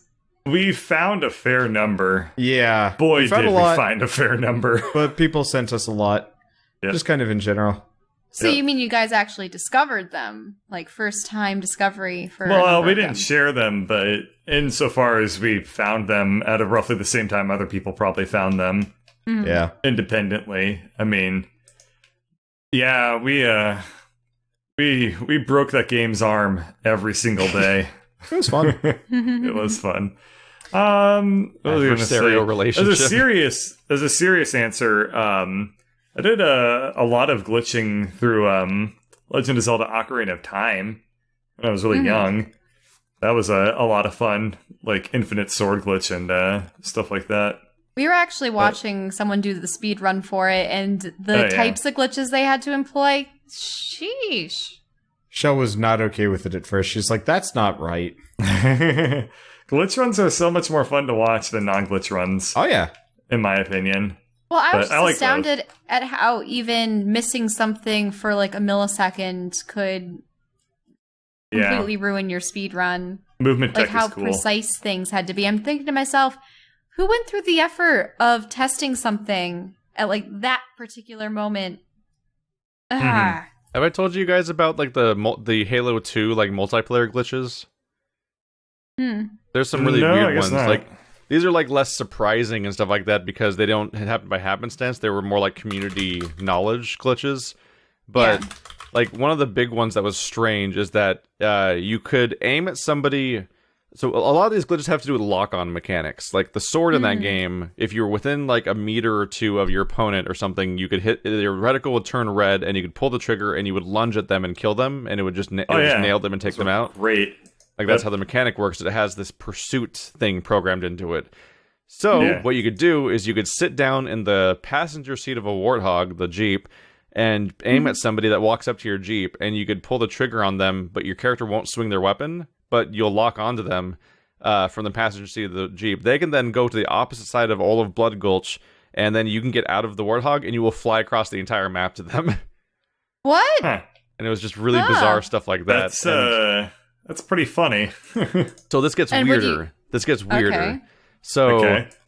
when you aim at somebody in that game, it turns the reticle red, like with any gun. But different guns have different range limits for where they can have the reticle turn red. For some reason, the rocket launcher specifically had infinite lock-on range. Like, not necessarily for the hold right trigger to lock on the vehicle mechanic, but just the part where the reticle turns red when you're pointing at somebody. So people found that if through you... walls? Not through walls necessarily, but just like literally Okay. across the entire map. Like if you point a pistol straight at somebody across the entire map, it wouldn't turn red because they were too far away. Even the sniper had a distance eventually, I think, where that would max it out. But the rocket had infinite range for some reason. So what you could do is you could aim at somebody across the entire map, and the timing was hard, so you'd mostly would just rapidly press Y, which is the switch weapon button, and trigger to rapidly try to switch between your rocket and your sword. And eventually, if you'd get it right, you would lock on to the opponent with your sword via the rocket's red reticle, and you'd fly across the map at them. And then stab them. Yeah. Yeah. I had a friend who had mastered that specific trick, and so for the LAN party, he would just telestab all of us. It was not. In addition Yeah, to that that, sounds like a great way to kill that game. what was great never about played it, though, Halo 2 after that. the best version of this was the sword cancel, and that's because this is where things got weird, because this is where we could create the sword elevator, which is somebody would stand on top of your head and they would jump, and you would sword lunge at them, but then you'd also press like X to cancel the sword so that the actual attack wouldn't happen, but you would lunge at them, and then they could jump again, and you could sword lunge them without killing them, and you could loop that until you're flying way up into the air, and then you could go jump on stuff you're not supposed to be able to jump onto throughout the level.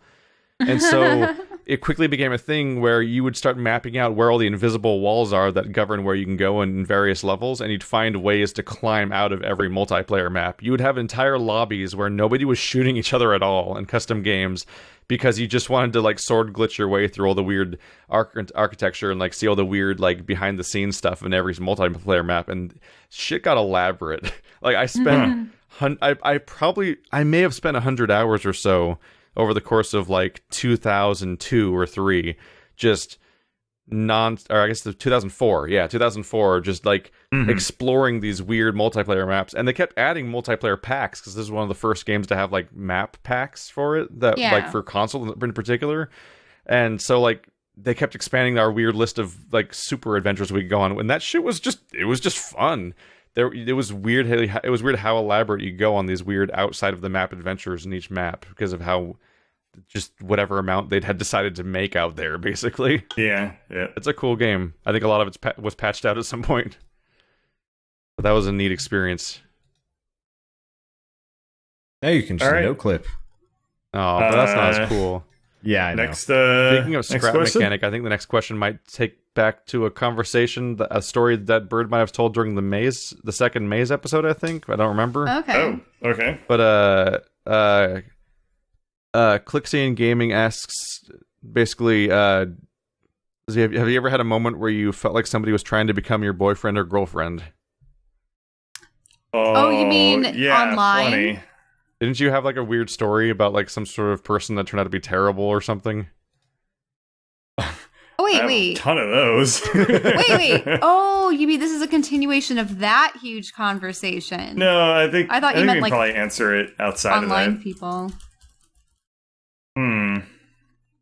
Well, Bird things. In 7th grade, I had a girl that would like follow me around anytime there were dances because she had a huge crush on me, but she didn't know my name or who I was. She just knew I existed. And so she would try and find me, and I'd spend like half of the 2 dances that I ever went to trying to dodge her because she had a weird face. And I was a 6th grader, and the idea of like dating or even dancing with people was weird. I was mostly just there to hang out with my friends because they were, I guess, more interested in girls, but also terrible at girls. So they would just kind of strike out and then go play poker in the cafeteria, which was fun. I think I already described how a lot of people were afraid of me. So, not afraid of me in like the terror sense, but like Shell crush. more I'm like Shell Darkwolf. I crush like puny you human know, between thigh. she's someone with strong personality and can talk anyone's ear off. I don't know about this, that kind of thing. Also, for the longest time, I was just like, I shall date no man. None are worthy of me. Like that kind of thing. Phrasing? Huh? Nothing. You will date women. They are worthy. Man, no. It wasn't Anyway. that sense. You know, I was trying to make a play off of the, like, you know, Lord of the the Rings. Witch King going like, no man shall kill me. and then I I am flipped. no It's man. like, but a woman can. No. That was the dumbest thing in Lord of the Rings. It was pretty stupid, yeah. Mhm. It was like one of those like nerdy like actually moments, but in the middle of like a climactic fight. I'm like, what the fuck? Rules lawyer over here. Unfortunately, there were a number of like the creepy guys that would try to strike up conversations and like, especially like in college after classes, just sort of hanging around like, hey, do you want to talk? And I mean, admittedly, this guy was one of those people, but he wasn't quite as creepy. So We were bored in art class. It's an easy in. That's the What? game. You gotta get your mark real bored. Yeah. And then boom. That's the Wander system. The W stands for bored. Well, what it was I had been talking with the girl next to me about ball jointed dolls because, like, I suppose she collected a lot of them, and we were just talking about the artistry of it. And during breaks, I would draw like Star Wars characters or something, and he happened to be sitting on the other side, and it's like, oh wow, you know, that's General Grievous. Obviously, you guys can tell Oh yeah, she was like drawing Grievous like super large and like totally eating up the fact that everybody was like, oh, that's General Grievous, like you're amazing. So I was like, yeah, I know it. And I'm just being like, she is so smug right now.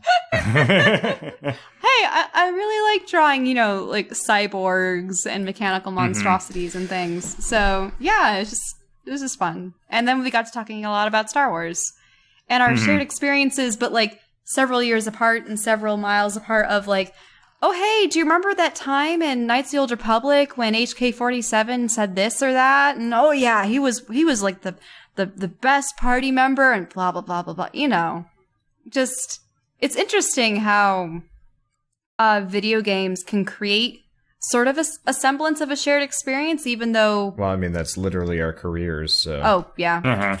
Pretty much.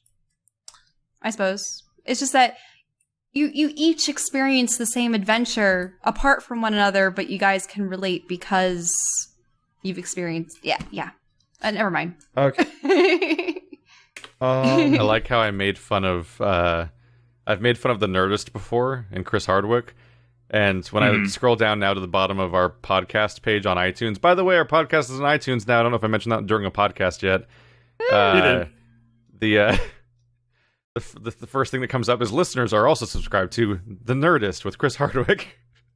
Can you blame them? It seems like it would be pretty... a lot of crossover there. Like the most number one related podcast on all of iTunes is the one I was making fun of. I'm like, oh, damn it. Yeah. Man. Stories about girls. You know, I've shared all the really amusing ones, so the ones that are left are, like, kind of... They're more sad, yeah.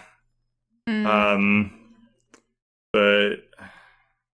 I've had several people over the course of my streaming career try and pretend to be Shell. It's not exactly the same deal. Several? I thought it was that's pretty amusing. No, I thought it was one or two. I've told you about a couple of them. Most of them are not notable because they're just like, whatever.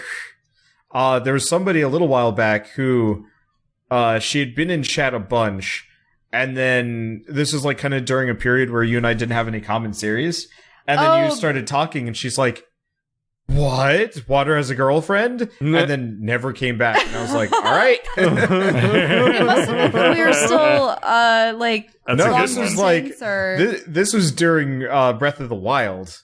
Oh. This reaction. Yeah, this was... Oh, but I was in practically all the Breath of the Wild except for the Korok hunting. But we hadn't recorded much of it Husbando has lately. fallen. Yeah. Husbando is dead. That does make me wonder, like, what the statistics are for, like, YouTubers that have significant others versus single. Like, how does it affect their, like, watchers and their ratings? Like, I mean, I think all the most popular YouTubers all have significant others. now they do, but before they were like the eligible bachelors. Yeah, they're they? definitely... People I would mean, the number one fantasize about. person, PewDiePie, like, I've never seen him ever not have a girlfriend. Yep. I know that Markiplier hadn't had a girlfriend for a while. Now he does. So there were a lot of friends that I knew. I didn't know that. That's had interesting. crushes Is his on him. girlfriend Jacksepticeye? Wait, what? I'm not keeping up with the Aw, tabloids. Keith. Oh, I don't know what's going on. Yeah, you Don't be a can't dick. go. You can't go on I don't- DeviantArt without seeing mashup pairings of those two, and it's just like, oh gosh. I'm not the one that draws it or even links it. It's more of a thing that is inflicted upon people. Is true. I had Let's the see. experience of my brother dating someone who had a twin, and then that person, for some reason, thought that meant that they were going to date me, and I didn't like them at Oh, all. interesting. Wait, you mean, because, twins marry the brothers or the, like, sisters that their other twin is with? Apparently. Kind of weird I stuff? think that we would just both pair off, and I'm like, no, I don't like this person really at all. In fact, every time I meet twins of any kind, there's always one of them that I basically despise. Like, You're Yeah. the cool twin, and you're the dick. Yeah, like I carpooled to college with someone for like 2 years, and they had a twin that I hate ever being in the room with. I have a friend, and unfortunately, so her older brother had dated a girl, and now they're engaged and going to get married. But then she had dated the younger brother to this girl and broke up. And now she's married to someone else. But I'm thinking, when her brother marries his girlfriend, it means that in some kind of weird way, that guy's going to be a brother-in-law to her older brother. And then, like, they might see each other every now and then kind of thing. I don't know.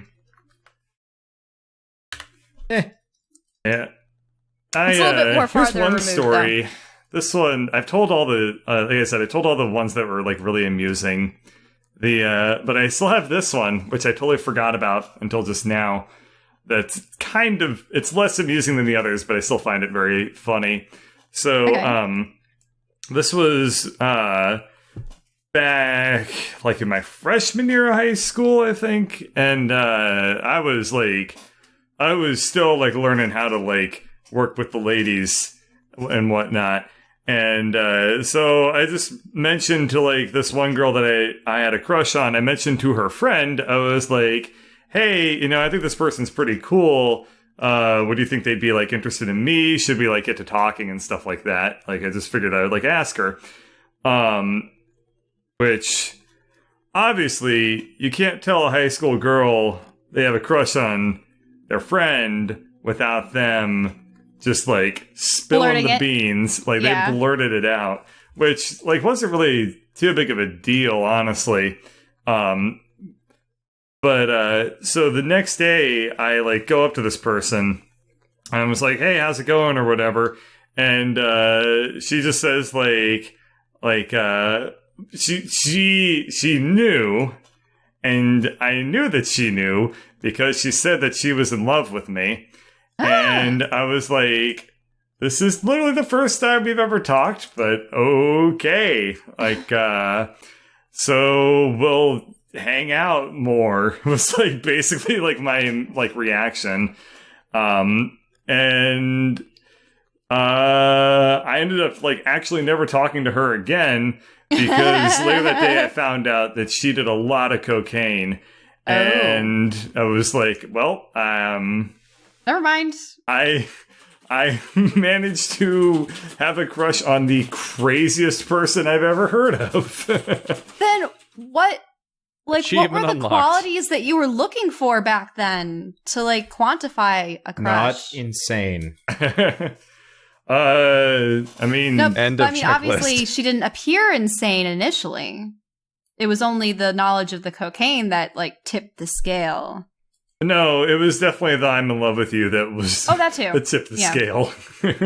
The cocaine addiction was just, I guess, like a nice sent it through fine the floor. powder on top. I don't know. But I don't know what I liked about her. I mean, I barely remember, like, what she was like. I mean, we had, like, a class together, and when you go to school, that's, like, 80% of why you would be attracted to somebody is, like, hey, you're nearby. You know, your dating pool when you're that young is tiny. You just get what you get, right? So, I guess, I don't know. I guess she was cute. That's probably all I remember. It's a long time ago. I definitely remember the I love you and the cocaine a hell of a lot more than I remember her, like, attributes outside of that. Always remember the cocaine. Yes, bullet dodged by young bird. Oh yeah. Another girl that I really had a crush on way back then was really, really hardcore Christian, and I know now, like, oh, that would have been a real disaster. But I was willing to look past it at the time. But if we had ever actually, like, I don't know, done anything, like, it would have just been a freaking disaster. I'm sorry. Like, I she am was too like, Jewish for you. you know, probably her parents were like that. I would be like, I found this new band. It's called Led Zeppelin. I'm sure her parents would be like, so, Satanism. why are you listening to the Satan's music? They were that kind of, it was that intense. Whenever I bring up that we play D&D, my mom just thinks back to the days when she went to Oral Roberts University and was just like, we were told that was the devil's game. And I'm just like, It's not Mom, wrong. No. There are devils. I mean, Though I guess Lots you of could devils. devils there are generally. creatures in the game. Some may be devils, but it's just Oh yeah. it's just I- crafting stories. I- I've had some I had a- interesting religious encounters where, like, my grandfather's a Seventh-day Adventist and is trying to raise their daughter and all that, and, like, they go to me for technological solutions for stuff where like they want to.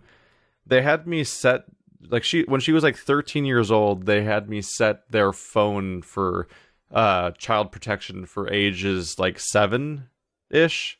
So like they can only use apps that are meant for 7-year-olds when she's 13. And they got her first ever media player, like a iPod type device. It was like a super third party unknown brand weird block thing. And a Toshiba Music Man. I was going through my catalog of thousands of songs, and we couldn't find like anything that he was okay with her listening to, even when we went past like Spirit in the Sky and stuff. Like at some point I started trying to pander to them with like Christian songs that I know, and I couldn't even get those on it. Like at some point she basically just wanted like literal gospel was like the only music. It was now would they have even Mormon Tabernacle Choir would they've even been Mormon? Approving of like Disney or anything? Because I know that no. Oh, because of if the you hit a fantasy certain level of everything. Christianity, Disney is way not Disney kosher. was not okay. Because there were some girls that I knew where they were only allowed to watch things below PG-13. Well, I knew a lot of, and this was into high school and everything. Yep. I knew a bunch of people that. So when I was in Los Alamos, I don't know what it is about New Mexico specifically, but it seems to attract this type of people. But the pastor was fine, but his wife was freaking crazy. What happened was we went over there and they more or less just shoot us off into the room. So I turned to the kids and I'm like, okay, what do you want to do? It's like, well, we could watch like shoot. Did you guys ever see the cartoon where they were? No. They were like doing time travel, but like every single time travel. Yeah, it was a cartoon. They were doing time travel, and every single episode had like a religious some kind of religious message tied to it. I probably saw that at one point, but I can't for the life of me think of what it was. So what like had they happened? go do biblical stories? No, probably. It was like kind of historical. It's like, here's like the Wild West, but let's interject some kind of like religious some like kind of religious moral into it. No idea. I could find it, but so we had like one VHS from that because we bought pretty much everything from the thrift store because my parents are insane. And so we brought that with us, knowing that they didn't have much because they didn't really believe in TV. And so we put that in.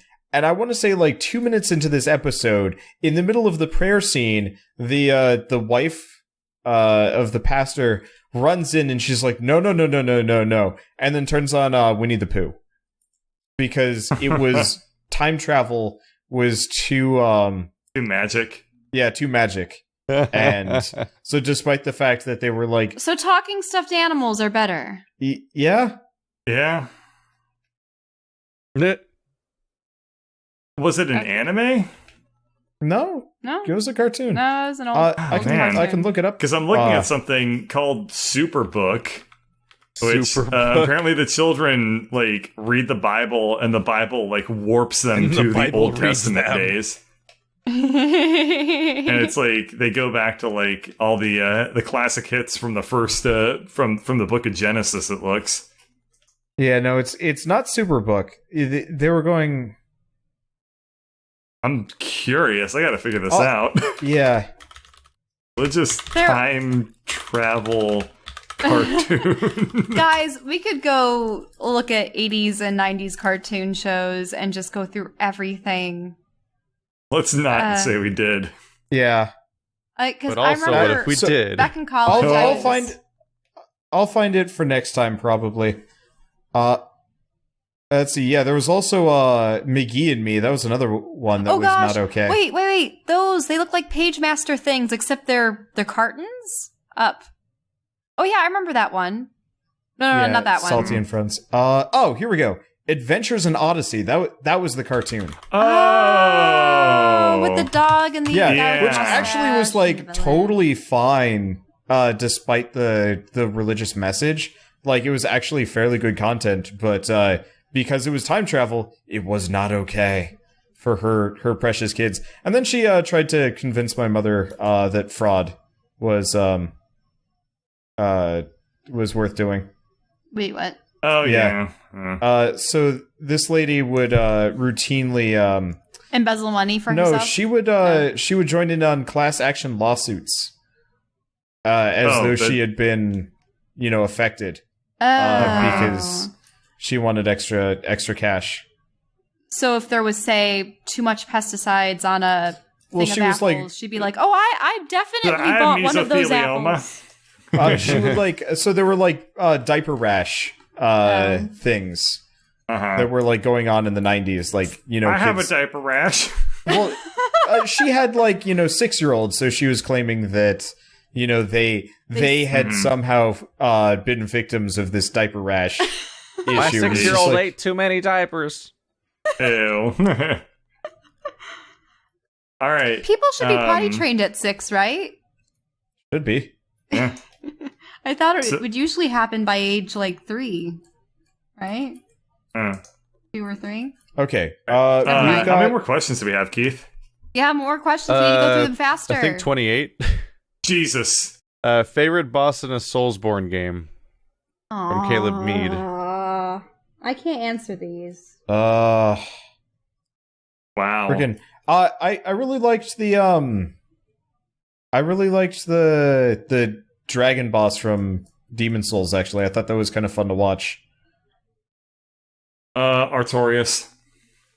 For me, it's gonna have to be Ludwig, the accursed / holy blade, and I can't really explain why for spoiler reasons because you guys haven't gotten to it yet. But that is one of them.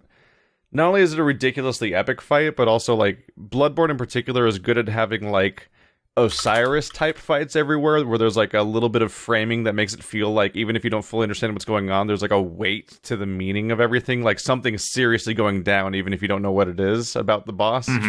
That happens so much in Bloodborne, and this is the peak of that, and it has a ridiculously epic soundtrack, which I've linked in Discord with a time code to the part where it's cool. a great question. Just great theme and ridiculously memorable fight. And that's a trip, but also infuriating. It took me to dark places. Next question. Go. Blah. Someone asked what's our favorite video game. I think is that super covered territory? Yeah, at this we've point? answered that a answered billion this. times. I feel we must have. Yeah. Actually, sometimes people, what they do is they have a permanent pinned thing on their blog that's a fact page for the most commonly answered questions and what our answers are for it. Nah.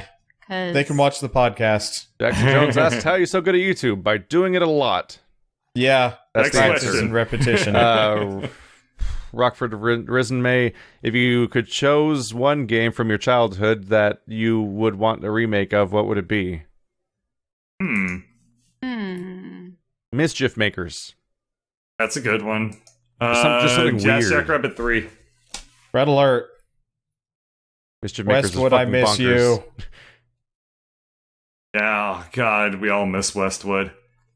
I think my issue is that one of my favorite games as a child was the Banjo-Kazooie series, and they tried with ukulele. Shell got to experience that firsthand. And That's a funny one. And then Myst sort of had Abduction, so, But that was a good one. Except for the load times. Yeah. Oh, yeah. It would be like if where the you- puzzle is loading. Yeah, because in the original Myst linking books, it would take a long time to load, especially if you had to change discs normally you for it don't back make in the the day. puzzle solving The the puzzles loading screens. were the loading screens in Abduction, so that was worse. Next question. Go. I don't even know what this one means. How do you perceive the levels of Dark Souls now compared to when you first started playing?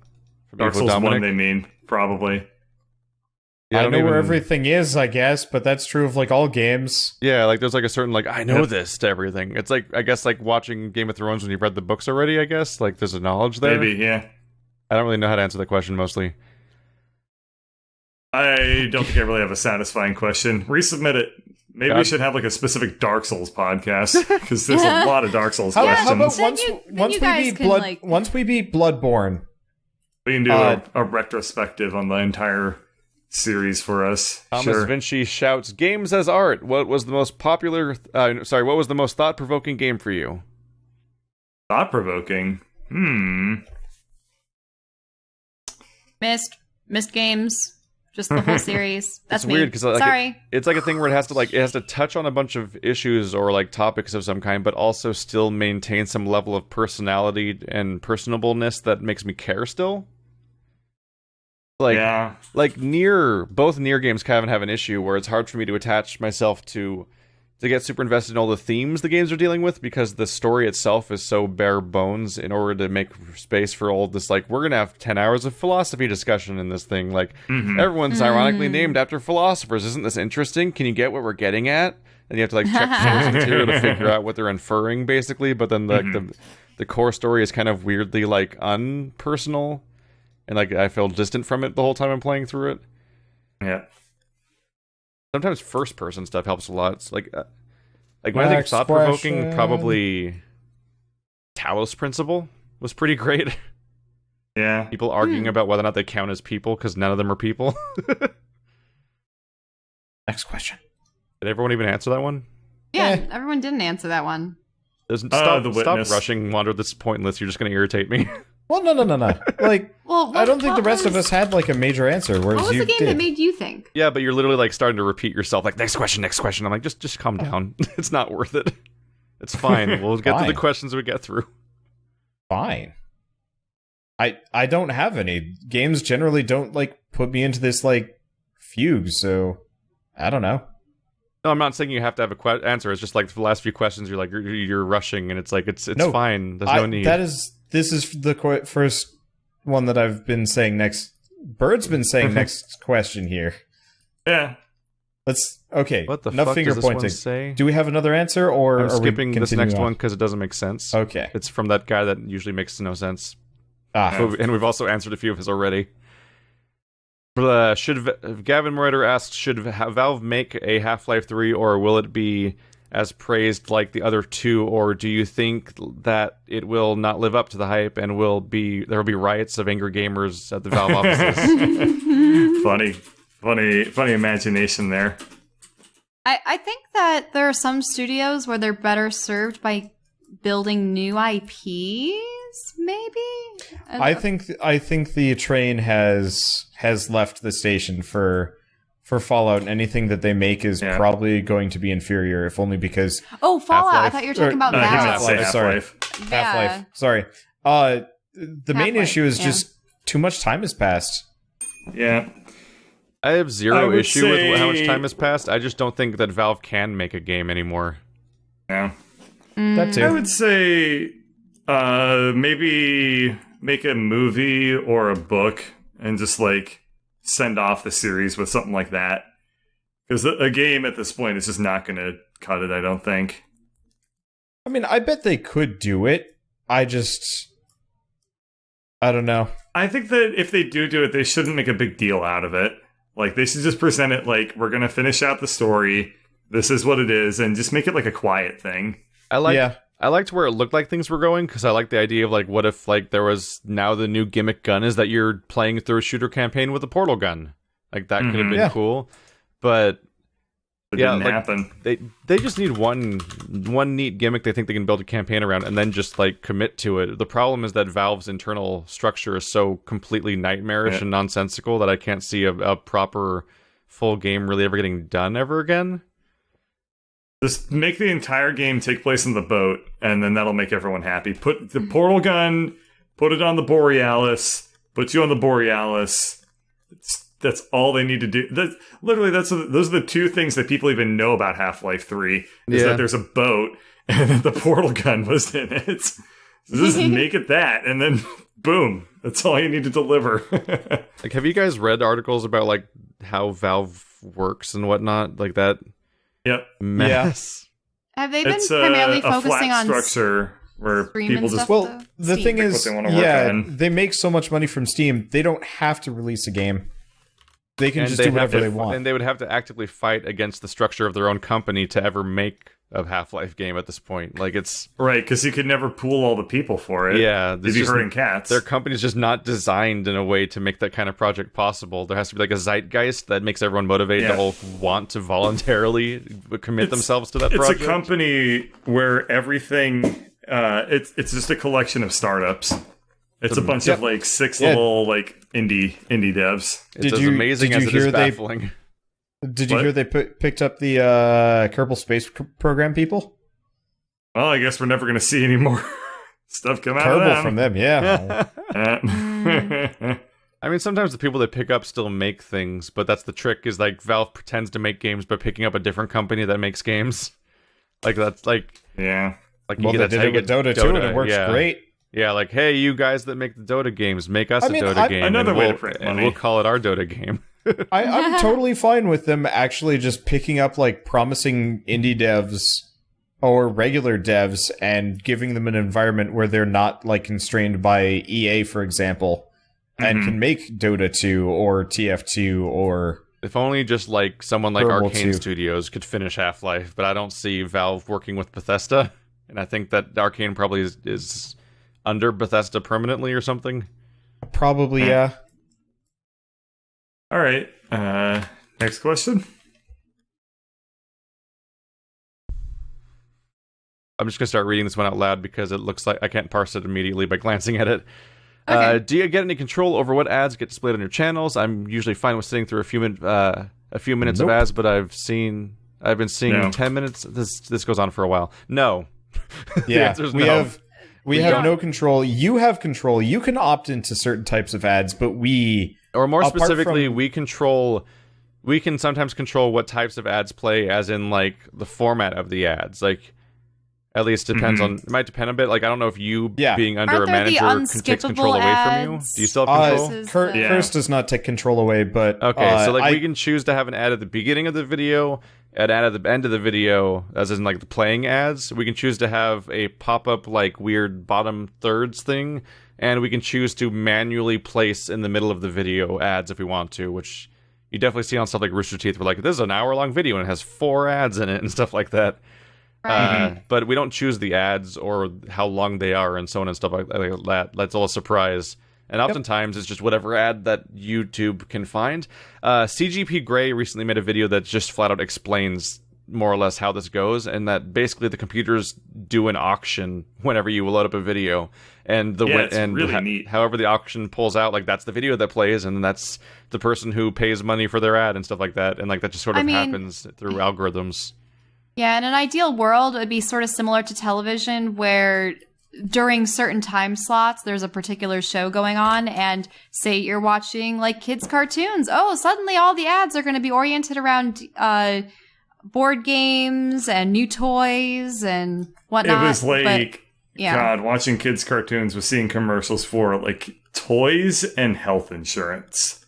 Health That's what I insurance? remember. Why? Are you kidding me? Turn on Cartoon Network or something, watch a kids' programming block, and just watch the Whiplash. That's an ad that's going to the parents while the kids are in the room, like, oh, I should do something for my children and stuff like that. I think it was something like a Gerber-y thing where it's like called emotional manipulation. Put money away so that your grandchildren will be able to go to college. Sure. Kind of, yeah. Yeah, I can see that. But it's terrible during like nighttime hours, especially if there's a sports game going on, because it's like Viagra, Cialis. All right. Next. Man, watch some the of these CPG make Grey no video. sense. We're making some progress because I'm skipping a few of them because I can't comprehend them. If you had the time and money, would you ever make/play a video of you playing the Dark Souls board game? The board game? Amiibo Dominic. If we're ever in the same area, I'm totally down for it. I mean, for me, I think like, most- yeah. Yeah. The Dark Souls part is really unimportant to this question, but like I would love to screw Board around games. and make board game videos. The problem is making video game videos with or without a webcam, easy. Making live action professionally filmed stuff, kind of a Super nightmare. hard. Like Yeah. I've been like, we in this house, because we have board game nights and we have a giant shelf of like 50 board games and stuff. We've tried live streaming before. Like Marty had like this Dice Council Twitch stream channel and everything, and you can't see things if you point. If you just point normal people cameras at a board game in a normal room, you can't see anything. There's no detail, and like you need like professional studio lights all pointing at it, and maybe even multiple cameras pointing at all the different people and on the board and zooming in and stuff. Because like I think you can't see anything. I think you would need at least one camera pointed on each person's face, so that say if they're having a longer bit of dialogue, then you like flip the cut to them specifically, and then you have to have another one on the board, but you might have to have someone actually controlling where it is particularly pointing on the board, and then like zooming in when there's something that needs to be seen. It's just it would be so work intensive. Yeah, I had like the full like almost like a Will Wheaton experience with the tabletop channel thing, trying to make like at one point I made like for Sad Games, we tried recording two people playing Munchkin, basically, and we, despite having two separate cameras pointing at both of them and everything, you couldn't see anything. So like I was gonna like try to scan every single card of the entire deck into a scanner so I could actually visibly display the real cards on the screen, because you just normal cameras and normal lighting are just garbage. Like you start realizing how much work goes into those sets, even if they look like normal rooms on YouTube channels. It would have been like Yu-Gi-Oh! Where someone's like, I'm going to play the Blue Eyes White Dragon, and then like it shows the card like flash across Honestly, the screen. It almost would be more viable for us to bootleg it into Tabletop Sim or wait for somebody to do it for us. Yeah, but that Tabletop Sim is miserable. It's pretty bad. It's just not a good time, because the problem with Tabletop Sim is there's such a barrier between you and controlling the game you're trying to control. That should just be you picking up stuff intuitively. That like it kills the spirit. Like we had so much trouble enjoying anything we spent time playing in Tabletop Sim, because it was like we just finicking around was too much of the process. Apparently, it is in Tabletop Sim though. If we do want to give it a try, somebody had actually asked that we switch our campaign over to Tabletop Sim, and I'm like, please don't. No, we're not doing that. Roll20 is great. Yeah, Roll20 is mostly great. It's got some fiddly bits, but it's we don't pay for it, so no. One of the main reasons Roll20 works is because it's for D&D, and in D&D the stuff on the table barely matters. Yeah. Truth. Also, like I can it's a game you can play without visuals.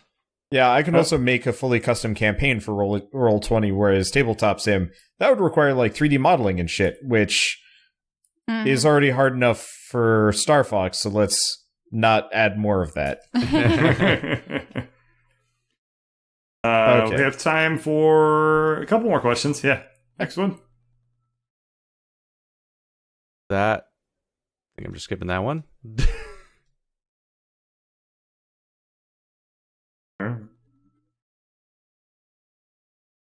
Skipping a lot of them now.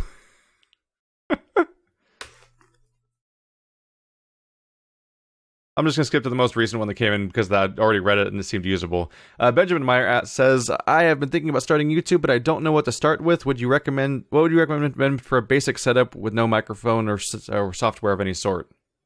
OBS is your software, and get a microphone. It sounds uncompromising, but you need a microphone. If it has to be a snowball, so be it. Yeah, but you can get a microphone for like $60 ish, depending on Amazon deals. Look at a graph somewhere that tells you where the prices go at different times. There's sales a lot. Yeah, get like a snowball or an AT2020 or USB or something usable. But so like if you don't have a microphone, it's probably not. I mean, if you don't have a microphone, you might as well just sit in front of a game and just practice commentary, because there's generally not really a whole lot of point in recording the a video without commentary. of your content is the first thing that'll make people leave. Yes. Yeah. And it'll also be the main reason why anybody will stick around. The only exception is if you're doing like kill montages in like an FPS, but hell, I don't even know if that's like a genre that people really watch anymore. I just don't understand how you build a personality when Yeah. you remove I your guess major avenue for. I guess the having it. one other exception that I can think of is using really heavy edited subtitles. I guess you could do that. There are a couple of channels that get away with that, but it's not worth it. Just buy a mic and just practice. And then for your editing software, if you need any, I mean, I guess you Sony could Movie just use Studio. OBS, but yeah. Well, yeah. If you're good at live cuts, OBS works. Sony Movie Studio 13 or whatever the most recent version is, Like $20. So cheap. it's like 20, 30, maybe $50. You can get it on sale in a month. So Yep. it costs about $100 to make like a functional YouTube channel. After that, everything else is just Games. increasing quality. Yep. That is totally. And we're worth just doing. assuming they're So- talking about video games even because they don't really specify. Well, Yeah. considering Oh, they're yeah. asking a bunch of gamers, How I'm about, not going to like, be able Yeah. to tell you how to make a PC cooking and show. consoles are I different. hope that when they say no mic, they meant that they don't have one and they're looking for recommendations because hopefully they're not saying that they don't want a microphone because that's problematic. The way I talk about that stuff, like when people talk about like it comes up on a lot, and I pretty much at this point I'm practically copy pasting the same post each time it happens, where people will go to the Let's Play subreddit and ask why there's so many big YouTubers that all have microphones and all talk, and why there's no prevalence of silent gameplay.